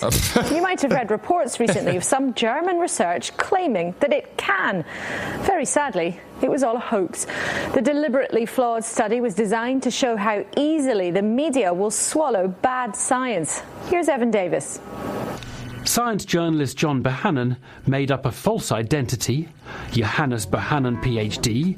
He set up a bogus research institute, simply a crude website, and he conducted a real study based on a tiny sample of 7 men and 11 women split into different groups. In tiny samples, randomness can generate results, and that's what happened here. One showed that the people who ate a bar of chocolate a day lost more weight than the others. Bingo! On the back of this dodgy conclusion, the study made headlines around the world. It was accepted for publication in one journal. Mr. Bohannon found himself doing media interviews with no one taking much trouble to check out the thoroughness of his work. It's real! It's real! It's real! And then when he comes on and they interview him later, he makes the comment that I think kind of summarizes journalism in the modern world. John, it was interesting that no one had even taken the trouble to Google your fictitious name and find that you didn't exist. Yeah, well, journalists are lazy. You and I both know that. It's your hoax exercise. What does it say about the reporting of science and of diet science in particular? It seems to be amateur hour. Yeah. And there we go. Dingo, boom, boom, chakalaka, boom, boom, boom, boom, chakalaka, boom, boom. We're all gonna die! I'm gonna show my support by donating to No Agenda. Imagine all the people who could do that. Oh yeah, that'd be fab. Yeah, on No Agenda. In the morning. And we do have a few people to thank for show 728. 728. Including Erwin Froelich. I wanted to mention something. 728. Douglas Chick mentioned that his donation was, I believe he's the one, was half of 728. It was a half number. I like that idea. Yeah, which was an interesting idea. So 728, and he did half of 364. 364. I like that. That's a good idea. Yeah, so you can do that with every even number. We got 790 coming up, so that we're just encouraging people. Anyway, Erwin came in from Netherlands at 16514. He wanted a de-douching since he's not donated since show 464. Well, let's give him a long ways. You've been de-douched. Says you've been consistently providing value, making my commute bearable. We try. He's going to try to keep people from. He wants to shorten the show by 30. We got the show down to 245, and I think that's going to be where we're going to try to keep it. David Villieu in Concord, California, 12345. Eric B. Elonay in Murfreesboro, Tennessee. And he did send a small note somewhere, just a little bitty one, saying he loves the show. And, of course, I misplaced the note immediately. I don't know why I do this. Happens. It's crazy. It happens. Anyway, he... Check under the pile of books. Eric Asbury. No books up here. Well, there's books up here, too, yeah. Eric Asbury in Brandon, Florida, 8910. Sir Quiston. He says, resist me much, I will obey. Hail Apple. Hail Apple! Hail Apple. Sir Quiston in Blight. You have to hold your arm up. I did. Show a watch. Did you show the watch? You have to show a watch. I don't have a watch. Well, then that's not a true Hail Apple. $75 in Blyton, Lincolnshire, UK. BuyRAR.com, which I assume is the decompressor. Mm-hmm. $72.80 from Omaha, Nebraska. Sorry, he says slipped into douchiness. It's all right, man. And he's back on track. His father passed. His father died, which I think probably is a good excuse. No, he says lousy excuse. No, it's a good excuse. It's a good excuse. I don't know about that. We'll take it. Jonathan Diggle in Winnipeg, Manitoba, 6969. John Hamilton, 6961 from Carlsbad, California, needs a de-douching. He says, especially after listening to our analysis religiously over the past 5 years and never getting around to showing my appreciation. Then he uses the usage, which I detest, by the way. I'm going to call you out, John, and then because Adam's used it once. My bad. What does that even mean? Well, it means I am bad? It was my bad move, my bad mistake. I regret it. I'm sad. Sorry. Will never happen again. My bad. He needs a de-douching. Let me give him the de-douching. You've been de-douched. And I will say that you've called me out on using that privately, I believe, and I really have refrained from using it. No, I want to stop the thing right for a second. You are a lot better than I am when it comes to killing a usage that we don't want to use. We have a bunch of rules on the show about rules because we're rule followers. We're rule followers. We like saying at the end of the day, or what was the one? The one I was listening to. I was listening to one guy, one of the right wingers, and he keeps saying, "What was it?" There's another. I've lost. I can't remember. It's not when all is said and done. It's out of the blue. You use out of the blue. It's been no. Yeah, no. A lot of no. Some guys use something else. Yeah, I don't remember. I banned them. No, it's one of the ones we've banned, and I don't know that we've said it much. Wendy Packard, 6933 out of Parts Unknown. She went to the beer circus in Lagunitas in Chicago, and our group was the Robber Baronets. Oh. And I want to be a baronet. I got to be a dame first. Okay. Zachary Gilbrecht in Cordova, Tennessee, 5678. We run out of steam on this today's show, by the way, pretty quickly. Yeah. Sir Taylor in Los Wages, Nevada, 5678. Sam Lung in Toronto, Ontario. I think it's Sir Sam Lung. Sir Sam, exactly. Sir Sam, 55. He may be a baronet by now. Sir Sam, and for some reason the thing went down a mile. Steve Edwards, double nickels on the dime from Ohio. Jeffrey Schwab in Olympia, Washington, 5510 also. Job Karma Works, he says. Alexander Sokovy in Moscow. Hey. Corey McDonald. And these are the rest of these are $50 and we'll be done. Corey McDonald, Richfield, Minnesota. Brian Scozzaro in Chattanooga. It was basically and essentially were the other words we've banned from the show. Yeah, we've done well. Yeah, but no, this was a phrase. It's one of those phrases like not at the end of the day when all is said and done. But the question is, John, what is the phrase of pays?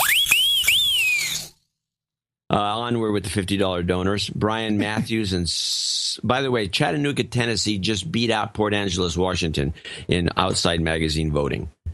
That's because they have a choo-choo. Oh. Brian Matthews in Balbriggan, Dublin, Ireland, 50. Fact of the matter. Fact of the matter. Was it fact of the matter? Oh, yeah. Yeah, I think it was fact of the matter. He just used it and used it and used it. Fact of the matter. Yeah. The fact of the matter. You used it. Christopher Walker, De Pere, Wisconsin, 50. Kevin Johnson, Phoenix, Arizona, 50. Carol Garrett in Eureka, Kansas. Eric Mann in Spring Hill, somewhere or other, Florida. Bill Hudek in Houder, in Oklahoma. Houder, baby. I don't know. Timonium, which I think is a great name for a town, and an element. Timonium, Maryland, and Sir Brett Farrell in Oklahoma somewhere. Jason DeLuzio in Chatsford, Pennsylvania. And finally, last but not least, and comes in, I don't know, every show, Sir Mark Tanner, who's probably a baron, in Whittier, California. And that's all we got for show 728. Not a lot, but it was something. We get a lot of low donations. That's the other thing that's kind of unusual. Well, all of these monthlies. It's a small spreadsheet, let's put it that way. Yeah. You determine it by file size. Yes. We really appreciate all the support we get. It keeps us going. It actually does keep us going. So thank everybody who came in with 3333. We've got, I see, a 1313, some 1212s, 1111s. Our 5s, of course, our 4s. Those are left, and some 2s. Well, the 4s, no, most of the 4s are weeklies. Oh, they're weekly 4s. Oh, that's nice. Nice. Yeah. Excellent. And of course, with the work that John and I are doing, we've taken this path, which is makes me happy. I don't work for anyone but the people who actually support the program. Yeah, the producers. Yeah, they are producers, and this product is for you. It's not for advertisers by selling on the vast numbers of listeners to the program. Well, we have probably a lot. Yeah, exactly. We don't even know how many. We don't sell them to any advertiser. We don't say, "Hey, look at these guys. They're all they think a certain." Normally, you take a group that we have listening to the show, and you could make claims. We'd study you, of course. We'd study you, and then we'd get results back in the study. We find out what you think, how old you are, what you're good for, what you do, you work, do you not work, all this sort of thing, and then we'd package that up, and that would be the product. And then we'd say to an advertiser, "Look, we've got these guys. They listen to our show. Now, we're going to sell them to you." Now that would be one way. We could also be taking money from Koch brothers, to promote death to the planet. Still waiting for the Koch brothers check. Koch brothers, if they were producers. Yeah, death to anyone the planet. Else. Or we have provided analysis that people have used for investment tips, investment strategies, I should say, that have paid off for them. A little irksome is that we are so good. Yeah, no. Right? Yeah, no. I had really not heard of this yeah, no phenomenon until you and I started talking about it, our own use of yeah, no. Yeah, no. Had you heard about it anywhere else? No. Yeah, no. Yeah, no. But no. Our show is so good and so trending and so ahead of the times that it is now even being used in advertising. This is the Samsung Galaxy S6 Edge. It comes with built-in wireless charging capabilities. The iPhone 6, yeah, no, not so much. See what I mean? We could be doing so many different things with our life. I actually have seen that ad and didn't pick that up. I'm going to give everybody a jobs karma. Thank you all for supporting the best podcast in the universe. Jobs, and jobs. Let's vote for jobs. You've got karma. Dvorak.org/NA.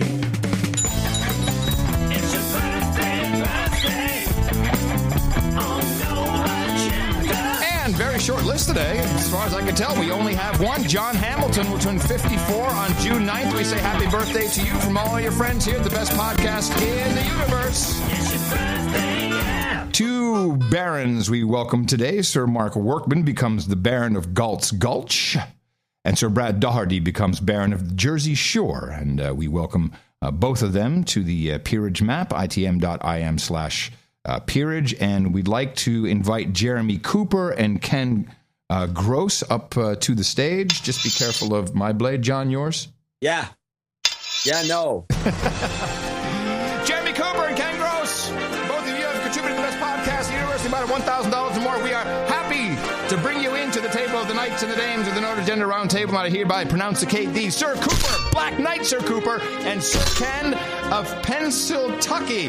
For you, gentlemen, we have hookers and blow, Rent Boys and Chardonnay. We've got ass cream and bear fillings. We've got girlfriend experience and good bourbon, porn stars and pop, raspberry pies and breakfast burritos, hot pants and booze, mutton and mead is the last one, but maybe some breast milk and pablum if you're into that kind of thing. Go to noagendanation.com/rings. Again, I saw 2 or 3 tweets in the past 2 days. People very I hadn't read our certificate in a long time, and I can't remember who it was who tweeted a picture of their certificate and the ring and the sealing wax. That's a pretty good certificate.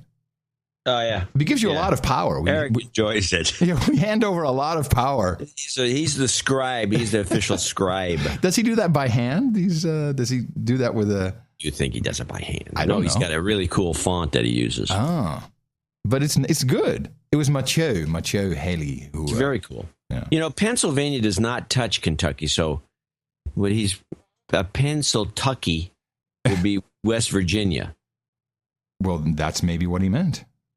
Oh, I was reminded, and we need to do this more often now that we're in our 8th year, and some people are very puzzled by some of the things that we just take for granted. One of them is when I played the president, our President Obama, sitting down with King Willem-Alexander of the Netherlands. I was reminded by several producers, hey, it's time to roll out that clip where we hear the president tell every representative of every country that they are our number one ally, and they're all punching above their weight. It's fairly typical of the way that Danes have punched above their weight in international affairs. I've said this before, but I want to repeat. Norway punches above its weight. We have no stronger ally than the Netherlands. They consistently punch above their weight. Ireland punches above its weight. It's a small country. The Philippines is not the largest of countries. In using a phrase from boxing, punches above its weight. We have no stronger ally than the Netherlands. We have no stronger ally than Australia. Poland is one of our closest and strongest allies. Great Britain is one of our closest, strongest allies. As I said earlier, Germany is one of our strongest allies. This state visit reflects the fact that the Republic of Korea is one of our strongest allies. Israel is one of our strongest allies. France is our oldest ally. La France est notre plus ancien allié. And continues to be one of our closest allies. Italy is one of our strongest allies. Japan is, of course, one of our strongest and closest allies. If there's a need for a rescue mission, when the world is threatened, when the world needs help, it calls on America.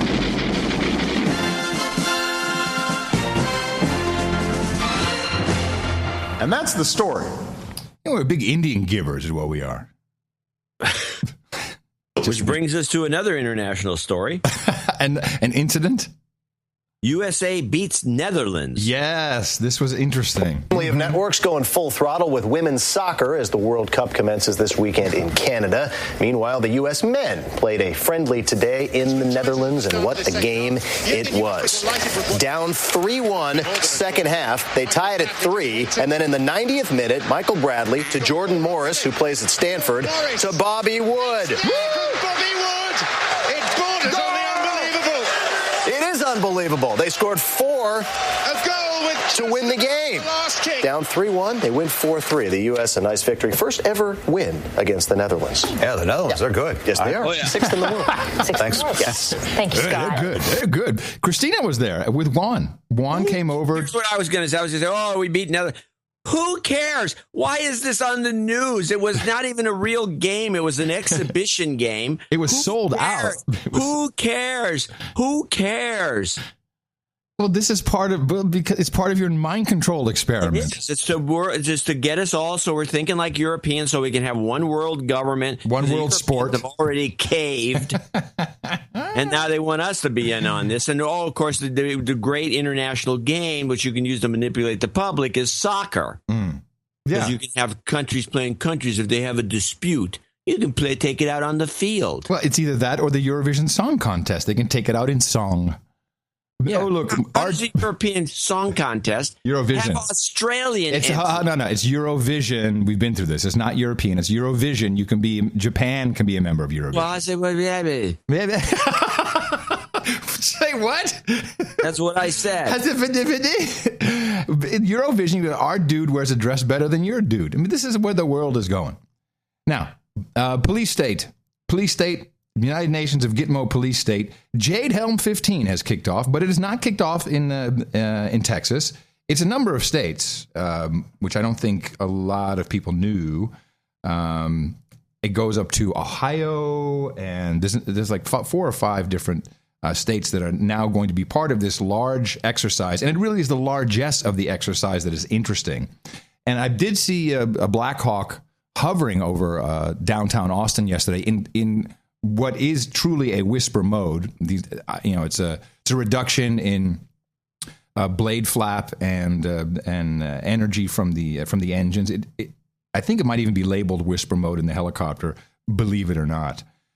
But this kicked off in Flint, Michigan, which is a great place to blow some crap up. It was a peaceful afternoon, and then it turned hostile. I was standing there, and all of a sudden it said, boom, big, huge explosion. I mean, it was loud. Explosions you'd expect in a war zone echoed through Flint, and people's homes shook, and those inside were caught off guard. It all went down at the shuttered Lowell Junior High on the east side, and we've learned the blasts are just an Army exercise. There's older people. I mean, they probably get a heart attack. Spokesman Jason Lorenz says Flint has been in talks with the Army for months now about using parts of the city. It's an exercise to help their personnel do training with urban environments. That training includes aircraft and simulated ammunition, and it will continue for the next 10 days. I think they should have gave us a warning to let us know that there was a Army thing going on. I really do. Just after 11:30 this morning, the city sent out a release informing the public about the exercises. People say the explosions went off right around 2 o'clock this afternoon.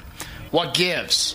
Tonight, we're asking the tough questions. City residents may say, hey, why don't we get a better heads up on when these training operations are going to be held, where? And this guy, the spokeshole for the for the city is standing there chewing gum while he's listening to the question. I'm sorry, the tough questions. What's your answer to that?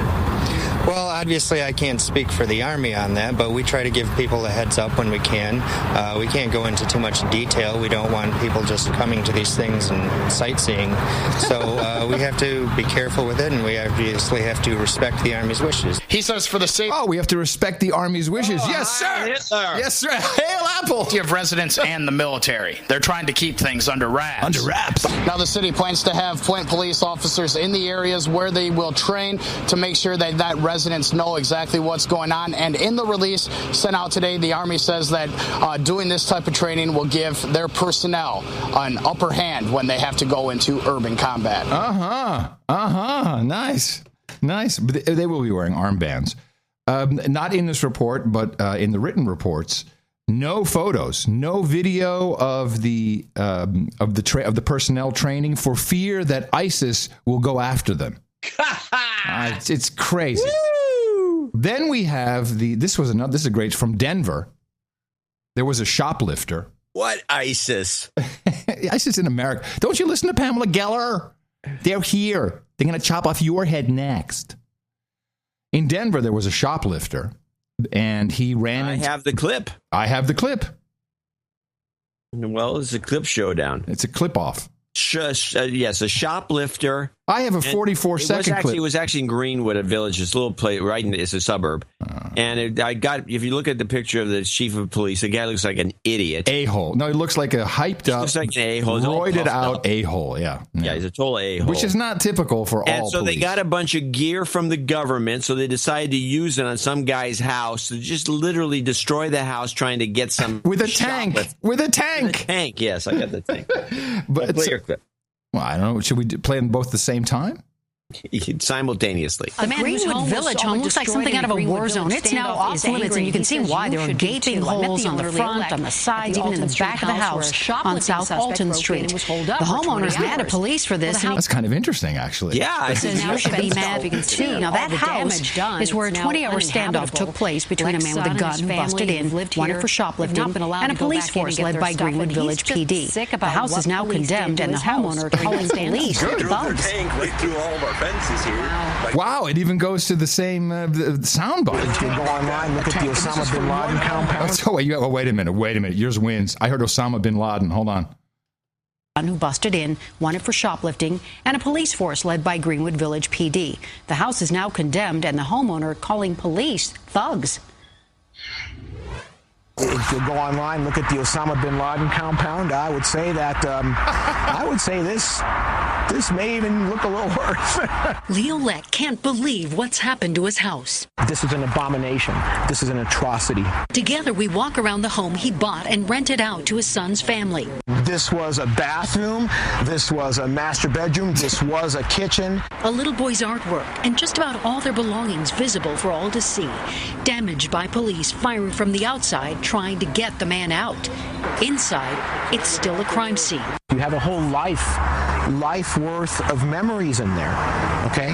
And that's all. Okay. And that's all gone. Lett knows his part. The structure is covered. His insurance agent has already told him that. It's police who have him fuming. They drove their tank right through all of our fences here. Like that was all knocked down. A tank. And this is for one gunman. This is paramilitary force, okay? Okay. In any civilized nation, okay? This is the act of paramilitary thugs. Is what this is. This is for one gunman. And while he waits and watches from the outside of a fence, he can't help but think there had to be another way. Fire some tear gas through the windows. If that didn't work, you have 50 SWAT officers with body armor break down the door, and you have $10,000 of damage maybe versus $250,000. Now, the question that immediately came to mind, why didn't they use tear gas and just roust him? What's the fun of that? They did that. That's exactly That's not fun. Dopey cops in Greenwood Village are dumb. Yeah. Why else would you be a cop in the town like that? So you go and you got all this gear that Homeland Security gave you as part of their grand experiment. Mm-hmm. Now you got all you load up, you get to play Army, and you get to wreck some poor bastard's house. Thank you very much. You know what's they next. Should be sued. The town should be sued out of existence. The problem is you can't do anything about this sort of thing because you sue the town. Yeah, you get a couple $1,000,000 out of the deal. The town just passes the cost on to the taxpayers or takes out a loan and makes the taxpayers pay more. Yeah. These people have got to be eliminated from office. They've got to be voted out. Boom shakalaka. Boom shakalaka. There was a ray of light in the police state known as the United States of Gitmo Nation in New York City. Finally. It's just a pinprick of light, but it's a ray of light. A mugger takedown in the middle of Midtown. Several people forced an alleged thief to the ground near 35th and 8th Avenue and made sure the cash got back to the victim. As I looked further down, there were 7 or 8 guys that just, tackling this guy. Bryant Jackson was walking out of his office building here when he saw the commotion and started shooting this video. Someone did call 911 and the police responded. In the video, they're ripping money out of his hand. He had her money in his hand, and they ripped the money out, and they get it back to her, and she's bawling. I mean, she was really shaken up, and she had a bloody lip, and she had a scraped up leg. The woman got her purse and money back, and the alleged mugger learned a New York lesson. I feel like New York is always so busy. So does this give New Yorkers a bit of a better name? Yeah, I mean, someone help. Yeah, someone help. Can you believe it? This is the America I grew up in. It was a cool video. They're like 5 guys on him, one his head, foot on his head, and other guys choking him, and they're grabbing the purse and the money out of his hand. Go, yay! Yeah. Nice. I like that.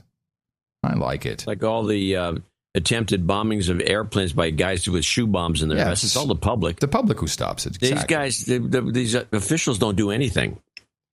A new TED. They'll blow up some bastard's house. No, they didn't blow it up. They rammed the tank through it. Well, they also shot up the second floor and they took the walls down. It was unbelievable. People should search this thing and get it out. Well, you don't have to search it. It's in the show notes. Which can be found at search.nashownotes.com. Also, noagendaplayer.com is really handy if you just want to send someone a little clip or something from the show. It helps you tweet it out, helps you send an email link right into the segment of the show. So while you're watching CNN, I'm watching Democracy Now! I know, it's a tough beat, but you're on. Now, it is. And they always show, they have some guests on, and Amy Goodman is be there with her mouth kind of just slightly open, like she's with a little trickle of drool. So I've got this. I don't remember. The last show we did the Red Cross thing, but this little version of the story is a little different. She presents it slightly differently with a little punchline. I thought was. I'm wondering now why PBS didn't tell us this. A new report says the Red Cross has squandered millions of dollars in donations for Haiti after the 2010 earthquake. According to ProRepublica and NPR, the Red Cross raised about $500 million, but managed to build just 6 permanent homes. The group had falsely claimed to have provided homes to 130,000 people. Some of the money was diverted to boost employee salaries and may have been used to wipe off tens of millions of dollars in Red Cross debt. Yay! Hey, we got all this money. What are we going to do with it? I don't know. You're going to send it to Haiti? No. Hey, have a bonus. Take some money home. Have a bonus. Yeah, well, we must reiterate, they don't actually hide how they operate. People seem to be flabbergasted every single time. They take in money and they do not directly reappropriate that money forever. Yeah, they do not and screw it. We've been on, I in particular have been on this Haiti bull crap since it happened in 2012. Yeah. But again, it's this big ProPublica and NPR. This is to obfuscate the billions that the Clinton Foundation squandered. Let's just use their word. Squandered. Yeah, I'm sure it's a smokescreen. Now, people who listen to this program know a lot of things way ahead of anybody else. This was the most frequently retweeted TED Talk of the week. It was presented, I believe, at TED Scandinavia. Was it TED or TEDx? No, it was a TED. You sure? Yes. I specifically looked, and I thought, wow, I didn't know there was a TED, but apparently... I didn't know there was a TED outside the USA. No. TED Scandinavia. Trevor Aronson, who has written a book about it, And it's a 6 or 7 minute talk, 2 quick clips, his intro, and then I'll do his outro. The FBI is responsible for more terrorism plots in the United States than any other organization. More than Al-Qaeda, more than Al-Shabaab, more than the Islamic State, more than all of them combined. This isn't likely how you think about the FBI. You probably think of FBI agents gunning down bad guys like John Dillinger or arresting corrupt politicians. And sending Martha Stewart to jail. After the 9/11 terrorist attacks, the FBI became less concerned with gangsters and crooked elected officials. The new target became terrorists, and the pursuit of terrorists has consumed the FBI. Every year, the Bureau spends $3.3 billion on domestic counterterrorism activities. Compare that to just $2.6 billion combined for organized crime, financial fraud, public corruption, and all other types of traditional criminal activity. I've spent years poring through the case files of terrorism prosecutions in the United States, and I've come to the conclusion that the FBI is much better at creating terrorists than it is at catching terrorists. In the 14 years since 9/11, you can count about 6 real terrorist attacks in the United States. These include the Boston Marathon bombings in 2013, as well as failed attacks, such as the time a man named Fajr Shahzad tried to deliver a car bomb to Times Square. In those same 14 years, the Bureau, however, has bragged about how it's foiled dozens of terrorism plots. The FBI has arrested more than 175 people in aggressive undercover counterterrorism stings. These operations, which are usually led by an informant, provide the means and opportunity, and sometimes even the idea, for mentally ill and economically desperate people to become what we now term terrorists. And the thing that bothers me about this TED Talk is that you or I could have done this TED Talk. Is it my attitude? We're doing this TED Talk right now. Is it my attitude, John? Is that why I don't get invited to do the TED Talk on the FBI creating more terrorists with retards? You know, this is not the first guy who's noticed this, and we're not the first podcasters who's noticed this. This is a very it's well known. I'm surprised he's the only guy that comes on a TED Talk to do it. That's my point. So you got to be in the, he's got a book or something. Yes, he does. Here's his wrap up. U.S. government officials call this the war on terror. It's really just theater, a national security theater, with mentally ill men like Sammy Osmakash, unwitting actors in a carefully choreographed production brought to you by the FBI. That's right. Brought to you by the FBI. Well, I'm glad somebody formularized the whole thing and put it on TED. Oh, and everyone's going to be, that's interesting. The FBI, who have made a pretty good... I'm going to stop you right here since something came up in that talk, or it was you. I'm going to tell you this, but I'm going to tell you not to stop. But I'm going to tell you that I noticed this. You have stolen from me my common complaint about Martha Stewart. Now, I believe you did this because I used to say it all the time. Mm-hmm. And you roll your eyes in one way or another every time I did it. But ever since Comey got in, you've decided that it's now your property. Oh, no, it's not my property. Well, that's okay. Like I said, I'm not dissuading you. Is it not communal? I just want to let you know that I was bitching about Martha Stewart 5 years ago. Yes. All credit, sir. I'm just saying this so you know that I know. Well, it's interesting you bring this up. And you're the one, by the way, I will give you credit for this, that noticed that Comey was the part of that. I didn't notice that. When he got in, it's just beyond me that he had anything to do with Martha Stewart. But yet I stole your thing. Okay.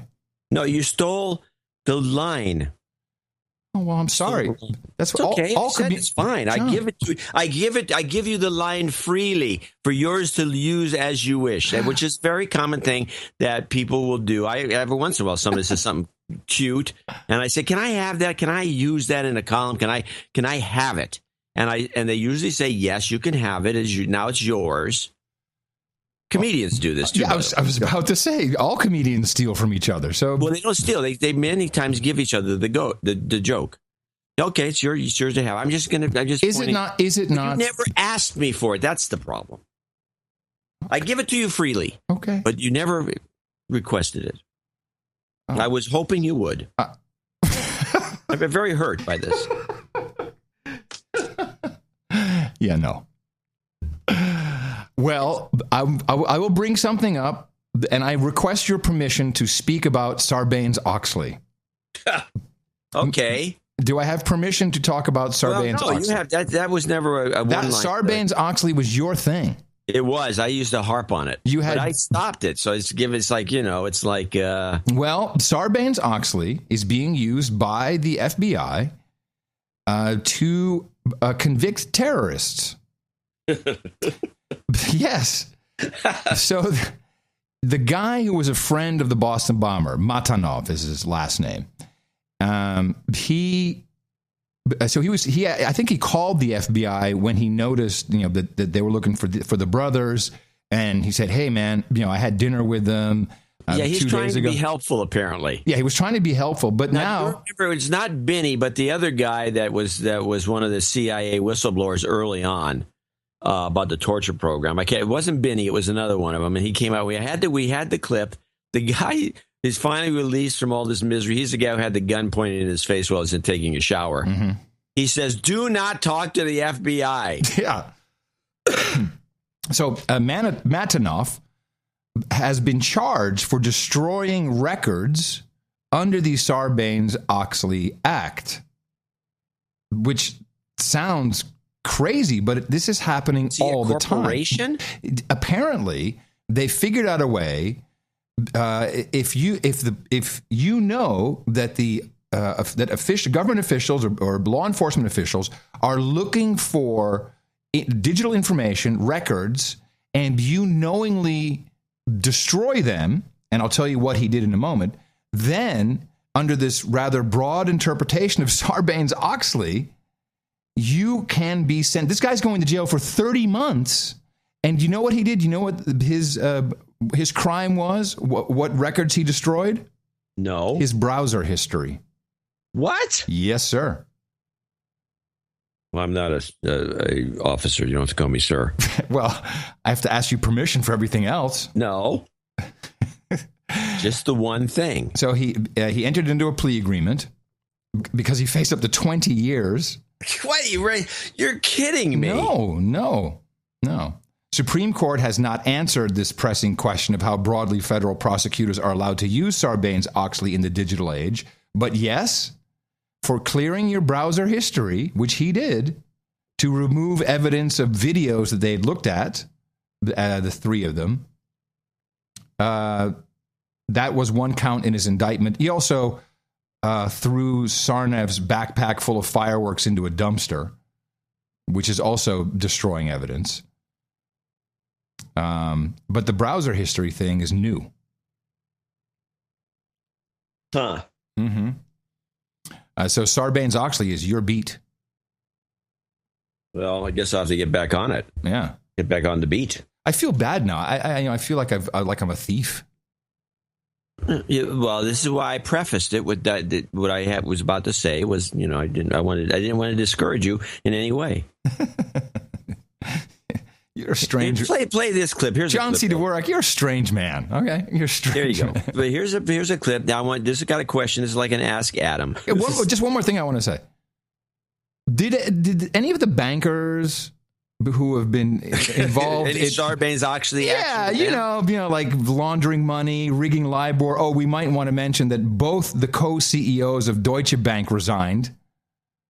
As the LIBOR scandal is coming to a head. Browser history. Yeah, maybe. Have any of those guys? No, some schmuck who tried to be helpful. Who deleted his browser history. Loser. Well, I guess they're telling you. This reminds me, the FBI doesn't want your help. And I'm going to say that, and here's why I say that. There's a PayPal.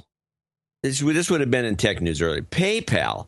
If you're getting bullcrap messages supposedly from PayPal that are scams and phishing expeditions and whatever they are. Don't be helpful. You can take it. PayPal has a spot. You can just do a screenshot or forward it to a PayPal address. I think it's called scam@paypal.com. They have a special. You just send it to them. Mm-hmm. You're done. Mm-hmm. Boom. Mm-hmm. And now they've got it. They can go do whatever they want to do. Now you're out of the picture. if you have an FBI Nigerian scam letter, which I've gotten a couple, you've probably gotten a couple. They're very funny. They're from the director of the FBI, and they want you to. The FBI's got a bunch of money they want to give me, to the tune of $5 million if I give them $200 or something. Right. It's just this classic scam. Do you think the FBI would want to put a stop to this? Yeah, they don't seem to give a crap about it. So what? It's like it's impersonating an officer. It's got all these illegal things. There's no address you can send this stuff to. You got to fill out 1 million forms. Right.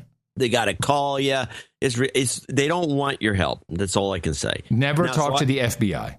So I don't talk to the FBI. They don't want you to talk to them. That's the only thing I can think of.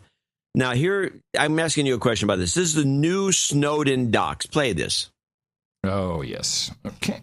New documents from Edward Snowden show the NSA's warrantless spying expanded under President Obama in 2012. The Justice Department authorized the NSA to tap internet cables without a warrant to seek out foreign hackers. Mm-hmm. What new documents? I didn't see any. Yeah, where's the new? The guy's been in Russia for the last 3 years. Oh, well, yeah. Maybe it was on the that WordPress blog. The $250 million WordPress blog? Well, yeah. Snowden did write... Snowden, air quotes, wrote an op-ed in the New York Times. This guy is so multi-talented. And it was pretty much spiking the football, which I think is peculiar. He's saying, well, this is great. We've everyone wanted to stop the mass... the bulk collection of data. Good work, everybody. Good work to Apple for nothing's happened. Good work to Apple for putting in encryption. And a dude named Ben, and I didn't put it on the tech news because I really don't know what I'm talking about. One of our dudes named Ben, who wishes to remain anonymous, says he is running iOS 8.4 beta 4 on an iPad Air 2. Then he said, I found a number of root certificates that he thought were interesting. Now, if anyone has a root certificate, has access to it, they can pretty much do anything they want, I think. You can be man in the middle with a SSL connection. Yeah, I think you can own the machine if you want it. The root certificates he's found in this beta 4 of iOS 8.4, and I may be off base, he may be off base, just more. At least report it. Federal Common Policy, the Government Root Certification Authority, the Chamber of Commerce root, the Department of Defense root, China Network Information Center EV root. The sure he's just not putting you on? No, I'm not sure. The department, I believe him to be honest. Department of Defense Class 3 root, Chamber of Commerce root, VRK Gov root. And he says he's finding more and more as he digs around. This would be on the phones too, wouldn't it? Yeah, it's iOS. Yeah, it's the iPad and iPhone. The OS. So what is the Department of Defense root doing on there? I don't know. Yeah. I wouldn't hold the phone too close to my ear. Just maybe a blow up. Well, we'll see what comes back from our intelligence network on that. Well, that's a scandal. I don't know. We got to find. If we can confirm this, I'll write it up someplace. Good. Hey, then I have a couple more things. Well, let me take a break and you do one first. Okay. Even though we just did one of yours. Okay. I thought that one of the people are misinterpreting. Clinton's got this new thing she's doing about everyone should be automatically registered to vote. Yeah, when you're born, you're registered to vote in this country, aren't you? You have to still go to the registrar and then put your address and stuff in. Right. So you just can't wander in. I mean, a lot of people actually do in some spots. I mean, I think locally here, and little people wander in. In New Jersey, you could just wander in. Yeah, I think it's in most cases, but they rarely make a big stink. The Republicans don't want that. So listen to Clinton on voting here, and I have an interpretation which nobody has thought to bring up, and I'm going to bring it up. I'm sorry, do I need to play the clip? Yeah. Democratic frontrunner Hillary Clinton has criticized Republicans for voter suppression efforts nationwide. Speaking in Texas, Clinton called for reforms to make it easier for young people and people of color to cast their ballots. Today, Republicans are systematically and deliberately trying to stop millions of American citizens from voting. What part of democracy are they afraid of? I believe every citizen has the right to vote, and I believe we should do everything we can to make it easier for every citizen to vote. Prelude to internet voting. Ooh. Wow, that would be bad. That would be bad. That would be very, very bad. Nah, it'll never happen. Oh, yeah. If you talk to the 9 out of 10 technologists, you say you go to one of these podcasts, oh, they're all in on it for sure. They're all in on it. Yeah. And they're very convincing. They don't have a clue about corruption or why the ballot was designed the way it was. Right. And there are places, I think, in the world where they do allow online voting. And for example, in Washington State, they don't have online voting, but all voting is by mail. There are no places to go vote. And I think that's just corrupt. I think it's corrupt. Well, she also was talking about, if I recall correctly, early voting. You should be able to vote. You should have a bigger, wider. But internet voting solves all these problems. I don't think, but I have a problem with early voting. I don't think that's a good idea. I've never liked early voting over this. Just have one day where everyone votes. That's what we do. Well, she's calling for early voting. Yes. Some people can't get home in time. Who are these people? Well, the EPA released a report, which I think was miscategorized by pretty much all alternative media. Did you hear about the report? The fracking report? Yeah, the fracking report. Yeah, I have a clip. My clip first. Go away with your clips, The man. New York Times says a report by the Environmental Protection Agency finds there is no evidence hydraulic fracturing or fracking has a widespread effect on the nation's water supply. But the report does say the techniques used for oil and gas extraction have the potential to contaminate drinking water. Okay, now we'll play your clip. The Environmental Protection Agency has concluded the drilling practice of hydraulic fracturing is mostly safe for the nation's water supply. A multi-year study says there's no evidence fracking has had systemic impacts on drinking water resources nationwide. But the EPA does say fracking techniques have contaminated water in some cases and has, quote, the potential to impact drinking water resources. Environmental groups say the study overly relied on energy companies' data. Concerns over contamination have led to fracking bans in Maryland and New York. Yeah, this is all a lie. This is a lie. This is not, I did something that neither Charlie Rose or what's Drool Face? What's her name? What's her name? Amy Goodman. Amy Goodman, Drool Face. Drool Face. Yeah. We're terrible. Yes. You guys are making fun of physical characteristics. I have Tourette's. Right. I have Tourette's. I'm allowed. I've been made fun of my entire life. I'm an asshole, so I can do it too. There you go. It's Tourette's and asshole, everybody. This is a lie. I read the report. Gee, I'm so sorry I did that. All right, give it to us. I'm going to give it to you. This report does not discuss the potential impacts of hydraulic fracturing on other water uses, such as agriculture or industry, other aspects of the environment, seismic, air quality, ecosystems, worker health, safety, or communities. Furthermore, this report is not a human health risk assessment. It does not identify populations that are exposed to chemicals, estimate the extent of exposure, or estimate the incidence of human health impacts. That is not in this study. That is not what this study is. This study is purely about the use of water, taking water out of areas and then using it for fracturing. And so it specifically says there is a small number of places, like in Texas, where water that people can then not drink because it is taken away. It's like 1 million gallons an hour or something. That is the impact. They have nothing in this report about poisoning of the water. Nothing at all. They didn't read the report. Well, they apparently read some press release. Possibly. I mean, what were they reading? They didn't dream this up. Here's the line. High fracturing water use or consumption alone does not necessarily result in impacts to drinking water resources.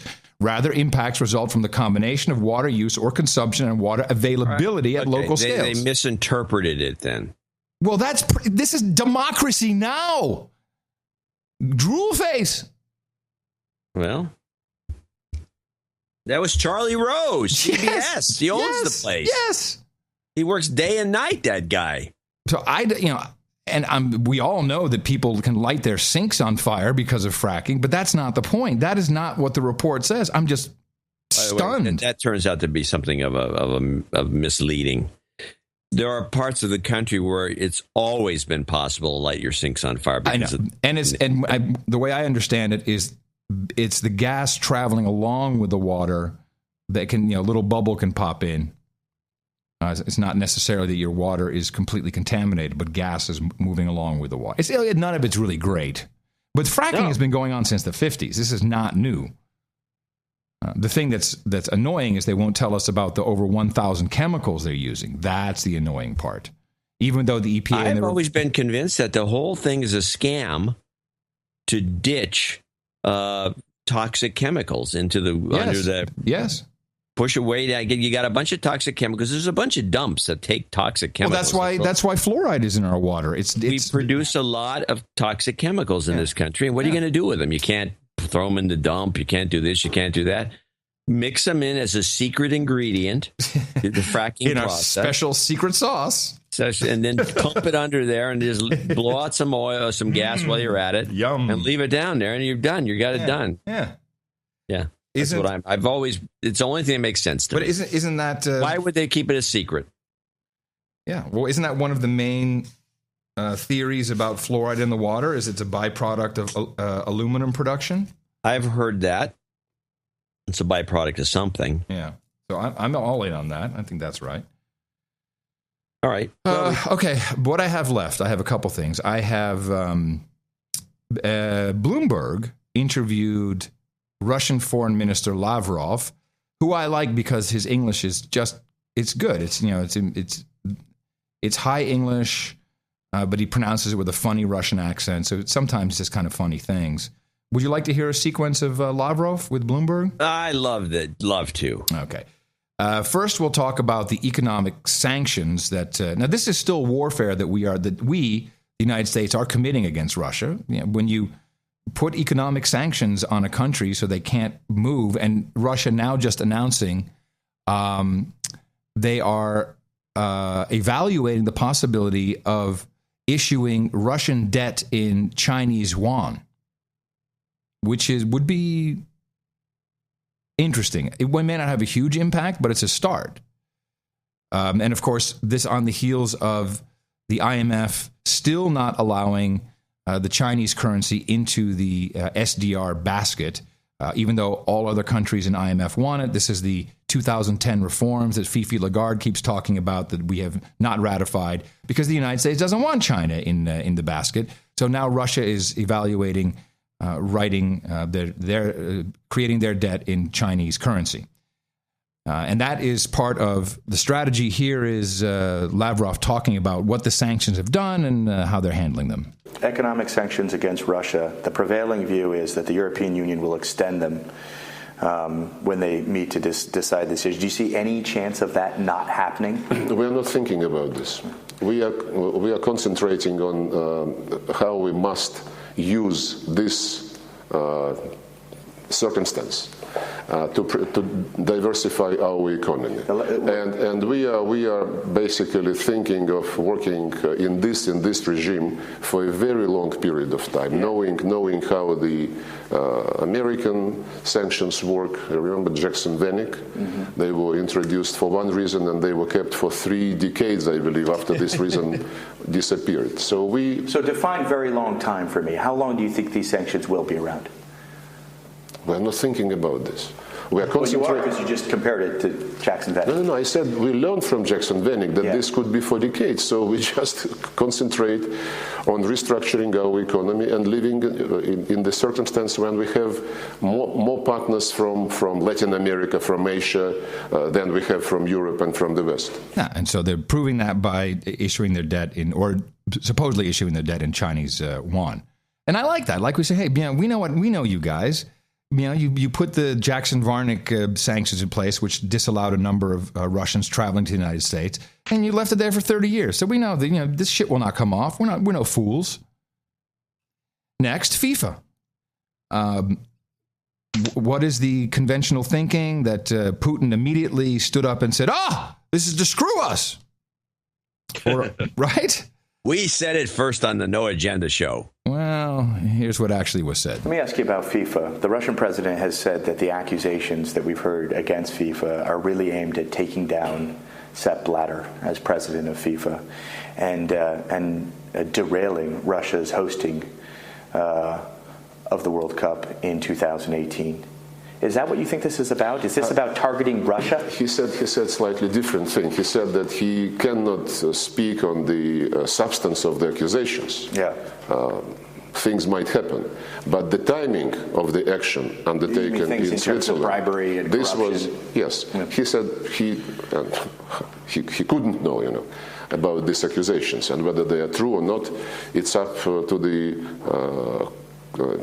investigation and the court to decide. But what he did say was the timing of this show was certainly scheduled the way to derail the electoral process in FIFA. And I don't think that anyone thinks of targeting the World Cup in Russia now. You don't think that? No. Yeah, a lot of people talk about Qatar. Do you think that that's what this is about? Well, do you think this is, my question is, do you think this is spilt milk that because the US didn't get the World Cup? I'm thinking about World Cup in Russia, not in Qatar. Right. It's not my business what happens in Qatar. Yeah. Well, I guess Russia has more of a chance of hosting the World Cup than winning the World Cup. I guess that's a fair thing to say. Yes, I have to agree with you. But unless you try, you never know. Exactly. He should have a uniform on. Then cornball question at the end. Oh, just to be an asshole. And now Lavrov is going to lay back into this guy, which was just my favorite clip of Lavrov. Everybody right now is talking about Greece in Western Europe.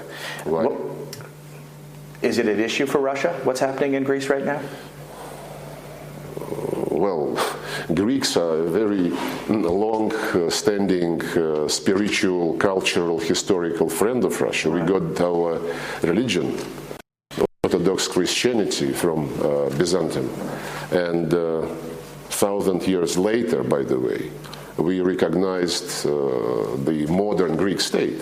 So we have a very long common history, and of course we wish the Greek people all the best. And your advice to the Greek people today would be to stay in the European Union or not? Your advice to the Greek people would be to stay in the European Union or not? You're contaminated by the American philosophy. You always want to tell people what to do. No. That's how you don't see it as Russia's role. Do you think that Greece would be better served exiting the EU? What might be your advice to the Ukrainian people? To get to the European Union and to NATO, to stay out? Well, there's a lot less talk about that, and presumably No. There's a lot less talk about Ukraine joining the European Union and joining NATO, and presumably you see that as one of your successes. No. I mean this American way of telling people what they have to do. That's what I had in mind. Russia has no advice to Greece. It's up to the Greeks, to decide. And I wish them all the best in their negotiations with the IMF and European Central Bank, and of course with Germany and France. Mr. Foreign Minister, thank you very much for your time. Thank you. Thank you. I like it. You Americans always telling people what to do. And as he said that, I thought, yeah, that's what we do. We tell everybody. So what's the big deal? That's what he should have come back. Yeah. So what? Yeah, we tell Assad what to do. Hey, go away. Get out of your presidency. We tell the Greeks, get out of Europe, stay in. We tell everybody what to do. We're bullies. It's fine. Big ass bullies. I like Lavrov. Here's somebody. I've got 2 clips I left that I want to play. Well, actually 3. Okay. I'll put the other one of them off. Okay. Let's go with this one. I think this could develop if we don't. We're so suppressive right now in terms of protesters and trying to keep anything from getting out of control, unlike the 60s, let's say. But this, I think, could have legs. This is the student loan strike. Yes. Hold on a second. Oops. Ooh. Sorry. Misfire. Organizers say the nation's first student debt strike has grown. Almost 200 students here in the United States have refused to pay back loans they took out to attend schools in the for-profit Corinthian Colleges system, which has been sued by the federal government for its predatory lending. Now, more than 1,200 students have threatened to join the strike unless the Department of Education orders the cancellation of the strikers' debts. Yes. This has been going on for a couple of weeks, I think. Yeah, this particular one. We just want to make sure we put it out there so everyone knows this could be something big. I hope so. Yeah, I get the sense it won't be because they're going to shut it down. It's the students who always, in the 60s, it was the students. Yeah, well, these students have a bone to pick, that's for sure. They've been screwed. They've been sold a bill of goods and screwed. Yeah, now, there's another story that I want to mention because our friend Catherine Herridge. Oh, the Pixie girl? Right, the Pixie CIA chick. Yeah, she had a report on this, and this is something. This is like this is like an item. She was brought in to do this, and nobody picked it up. Nobody wanted to run with it. It ended up on Lou Dobbs' show. Oh boy, who's become a tub thumper for the fascist state. And it's just a story. It's got no legs. We're never going to hear about it again. I thought I'd mention it because it was put out there for a reason. I'm not sure what the reason was, but we're never going to find out, I'm sure. But this is the Taliban 5 story. Fox News has learned that a government attempt to recruit 5 former Guantanamo detainees, the Taliban 5, as double agents was, in one official's words, a total failure. Why do we even know about this? Fox News Chief Intelligence Correspondent Catherine Herridge with our report. Fox News has learned that there was an effort by the U.S. government to recruit members of the Taliban 5 as assets, to gather intelligence and to influence their future actions once restrictions were lifted. The men who were swapped for Sergeant Bo Bergdahl in May 2014 are former Taliban commanders. The option to flip them was pursued to strengthen the Obama administration's ability to prevent them from returning to terrorism. But the effort was described by a source familiar with the strategy as a, quote, total failure. The White House today offered little. Even as a general matter, this is an intelligence matter that I won't be able to discuss from here. The Taliban 5 were held at the Guantanamo Bay detention camps for 12 years, where these military reviews concluded they were bad actors and had, quote, high intelligence value. For those reasons, seasoned military officers believe the Taliban 5 were obvious recruitment targets. We would definitely have tried to work that with these people because of who they are. Well, isn't this, well, I don't want to take your line. I'm afraid to say anything. I did for you be stealing your lines. Go ahead. You can steal my lines. Wasn't this? There's only the one line. You keep generalizing. You keep generalizing. You shouldn't generalize. But let's ask a couple questions of you. One, they start off with this is like some intelligence, an intelligence sources, all the sources have told them this was an utter failure and all the rest. They go to Jake, well, or not Jake, but whoever it is, Josh Earnest, and he says, oh, we can't talk about it because it's an intelligence thing. Is this an example of some intelligence guy spilling the beans illegally against whatever the rules he signed up for? He can't talk to anybody about this stuff, but yet Catherine Herridge gets it somehow. Mm-hmm. Why don't they go find that guy and arrest him and throw him in the slammer as a traitor? Well, they might do that if the story gets legs, but even a snappy name like the Taliban 5 is not working. No. But wasn't one of those guys the source familiar with the strategy? Yeah, wasn't one of those Taliban guys the big drug guy they needed? Yeah, we're the only ones who ever pointed this out. All right, I have one. I have drug lord. He took over. They brought him in case we have to get kicked out of there. We need somebody that knows what they're doing. Yeah, even the name Taliban doesn't register anymore. No, Taliban 5 is no good. It was a flop. It sounds like an Enid Blyton book. It just doesn't flow well. Woo, sorry. And when they were released, they were never called the Taliban 5. This was just made up recently. Yeah. Well, it's Pixie Girl. She doesn't always win. And I think she got the short stick or something because she's on Fox. Yeah. A couple of these other women are NBC News. Oh, yeah. She messed it up. Don't you remember she messed something up a couple of years ago? She blew it. Right. She blew something. Yeah, she blew something. Gloria Steinem, was Gloria Steinem, was she the Florida orange juice lady? No. That was someone else? Gloria Steinem's the one who started, she's the early feminist. Yes, but wasn't she originally the spokeshole for, who was that? I can think of who that name is if you just give me a minute. That was a bathing beauty. Okay. Gloria Steinem was a feminist from the get-go. Right.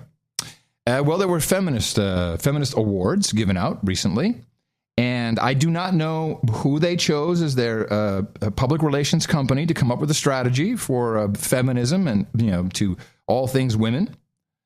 Someone messed it up in multiple ways. One, Gloria Steinem winds up on MSNBC. I mean, that's not the place you want to go to for anyone to be watching you. Anita Bryant, thank you. So Gloria Steinem. And she is on with Miss Diaz-Balart, who I did not know previously. She's a young kind of multiculti girl of the future, as you would call it. And you'll never guess who received a feminism award this year. Caitlyn Jenner. No, Caitlyn's winning an award at the ESPYs, which is another outrage. But no. It's an outrage. This is an outrage. Miss Piggy received a feminism award. No. Oh, yeah. And so they had a little Q&A, which I've spliced together for you. I sat down with Miss Piggy and fellow feminist icon Gloria Steinem. What's the definition of feminism to you? Oh, well, I think you're looking at it. Are you pro-choice? I am pro everything. She totally understands that you can bat your eyelashes and also do karate. People think being a feminist is maybe being male imitative, and it's not. It's being totally human. Or pig. Why not Ms. Piggy? I could, but I've spent so much money marketing myself as Miss Piggy. I think it would be an unwise investment. Please, next time. Are you kidding me? Next time, please hire the Curry Dvorak Consulting Group. It's Frank Oz or somebody who does the voice, not even a female voice. It was so That was bad. That was ridiculous. Yes. Borderline clip of the day, though, I'll give you that. I tried, but there you go. Okie dokie. I would say that's it. I think that's it for today. All right. Thanks, John. I'm sorry. Do I have your permission to use the Martha Stewart line going forward? No. You're acting like a baby, a child. Just a child. It's a baby. A damn baby, I tell you. I already gave you. I gave you the whole bit. It is now your property. If I use it, you can call me out. Okay. You gave that to me. Why are you using it? Yes. See, that's the opposite of it. I got it. All right. I got it. Thank you very much. All right, everybody, please remember us at Dvorak.org/NA. We will be back on Thursday within a program full of deconstruction stuff that makes you go, hey, that's a scam. Here in FEMA Region 6, the capital of the Drone Star State. In the morning, everybody, my name is Adam Curry. And from northern Silicon Valley, where our weather sucks, I'm John C. Dvorak. We'll be back on Thursday right here on No Agenda.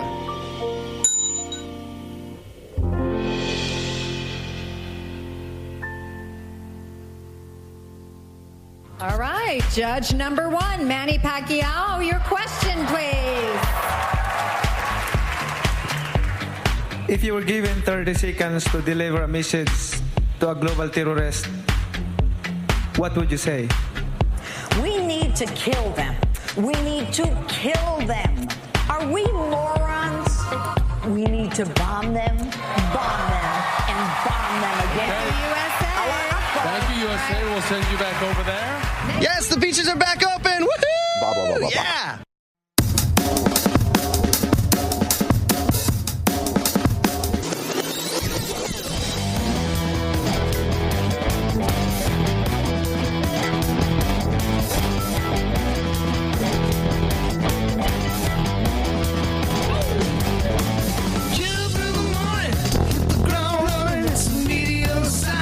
nation. Pick up the pieces and set them apart. Set it on to every nation. Don't wanna sit back, don't wanna shut up. Let the puppets call the show. No more mainstream, pumping out the news. Tell me where I should go. It's a little bit cracked by a tiny bit buzzkill. Get you right in the mouth. It's time to do it now. In the morning, I wanna do it now. In the morning, there's nothing better when it's in the morning. In the morning, in the morning. Watching the puppet show from up on the hilltops as the world it burns past by. Same old history and switching off the TV, tuning in and watching the sky.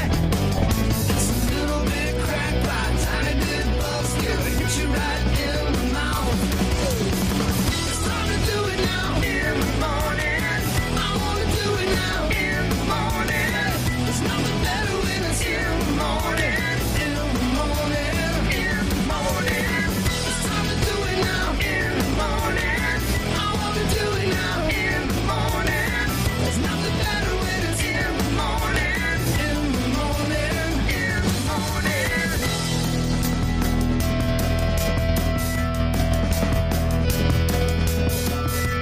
Shut up,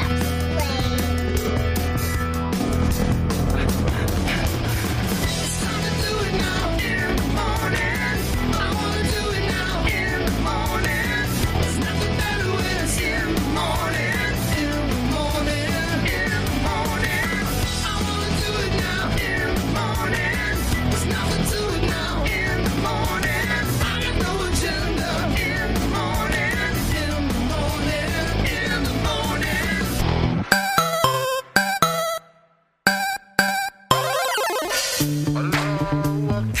ISIS, ISIS, baby. ISIS, ISIS, baby. And her head is gone. The best podcast in the universe. Adios, mofo. Dvorak.org/NA.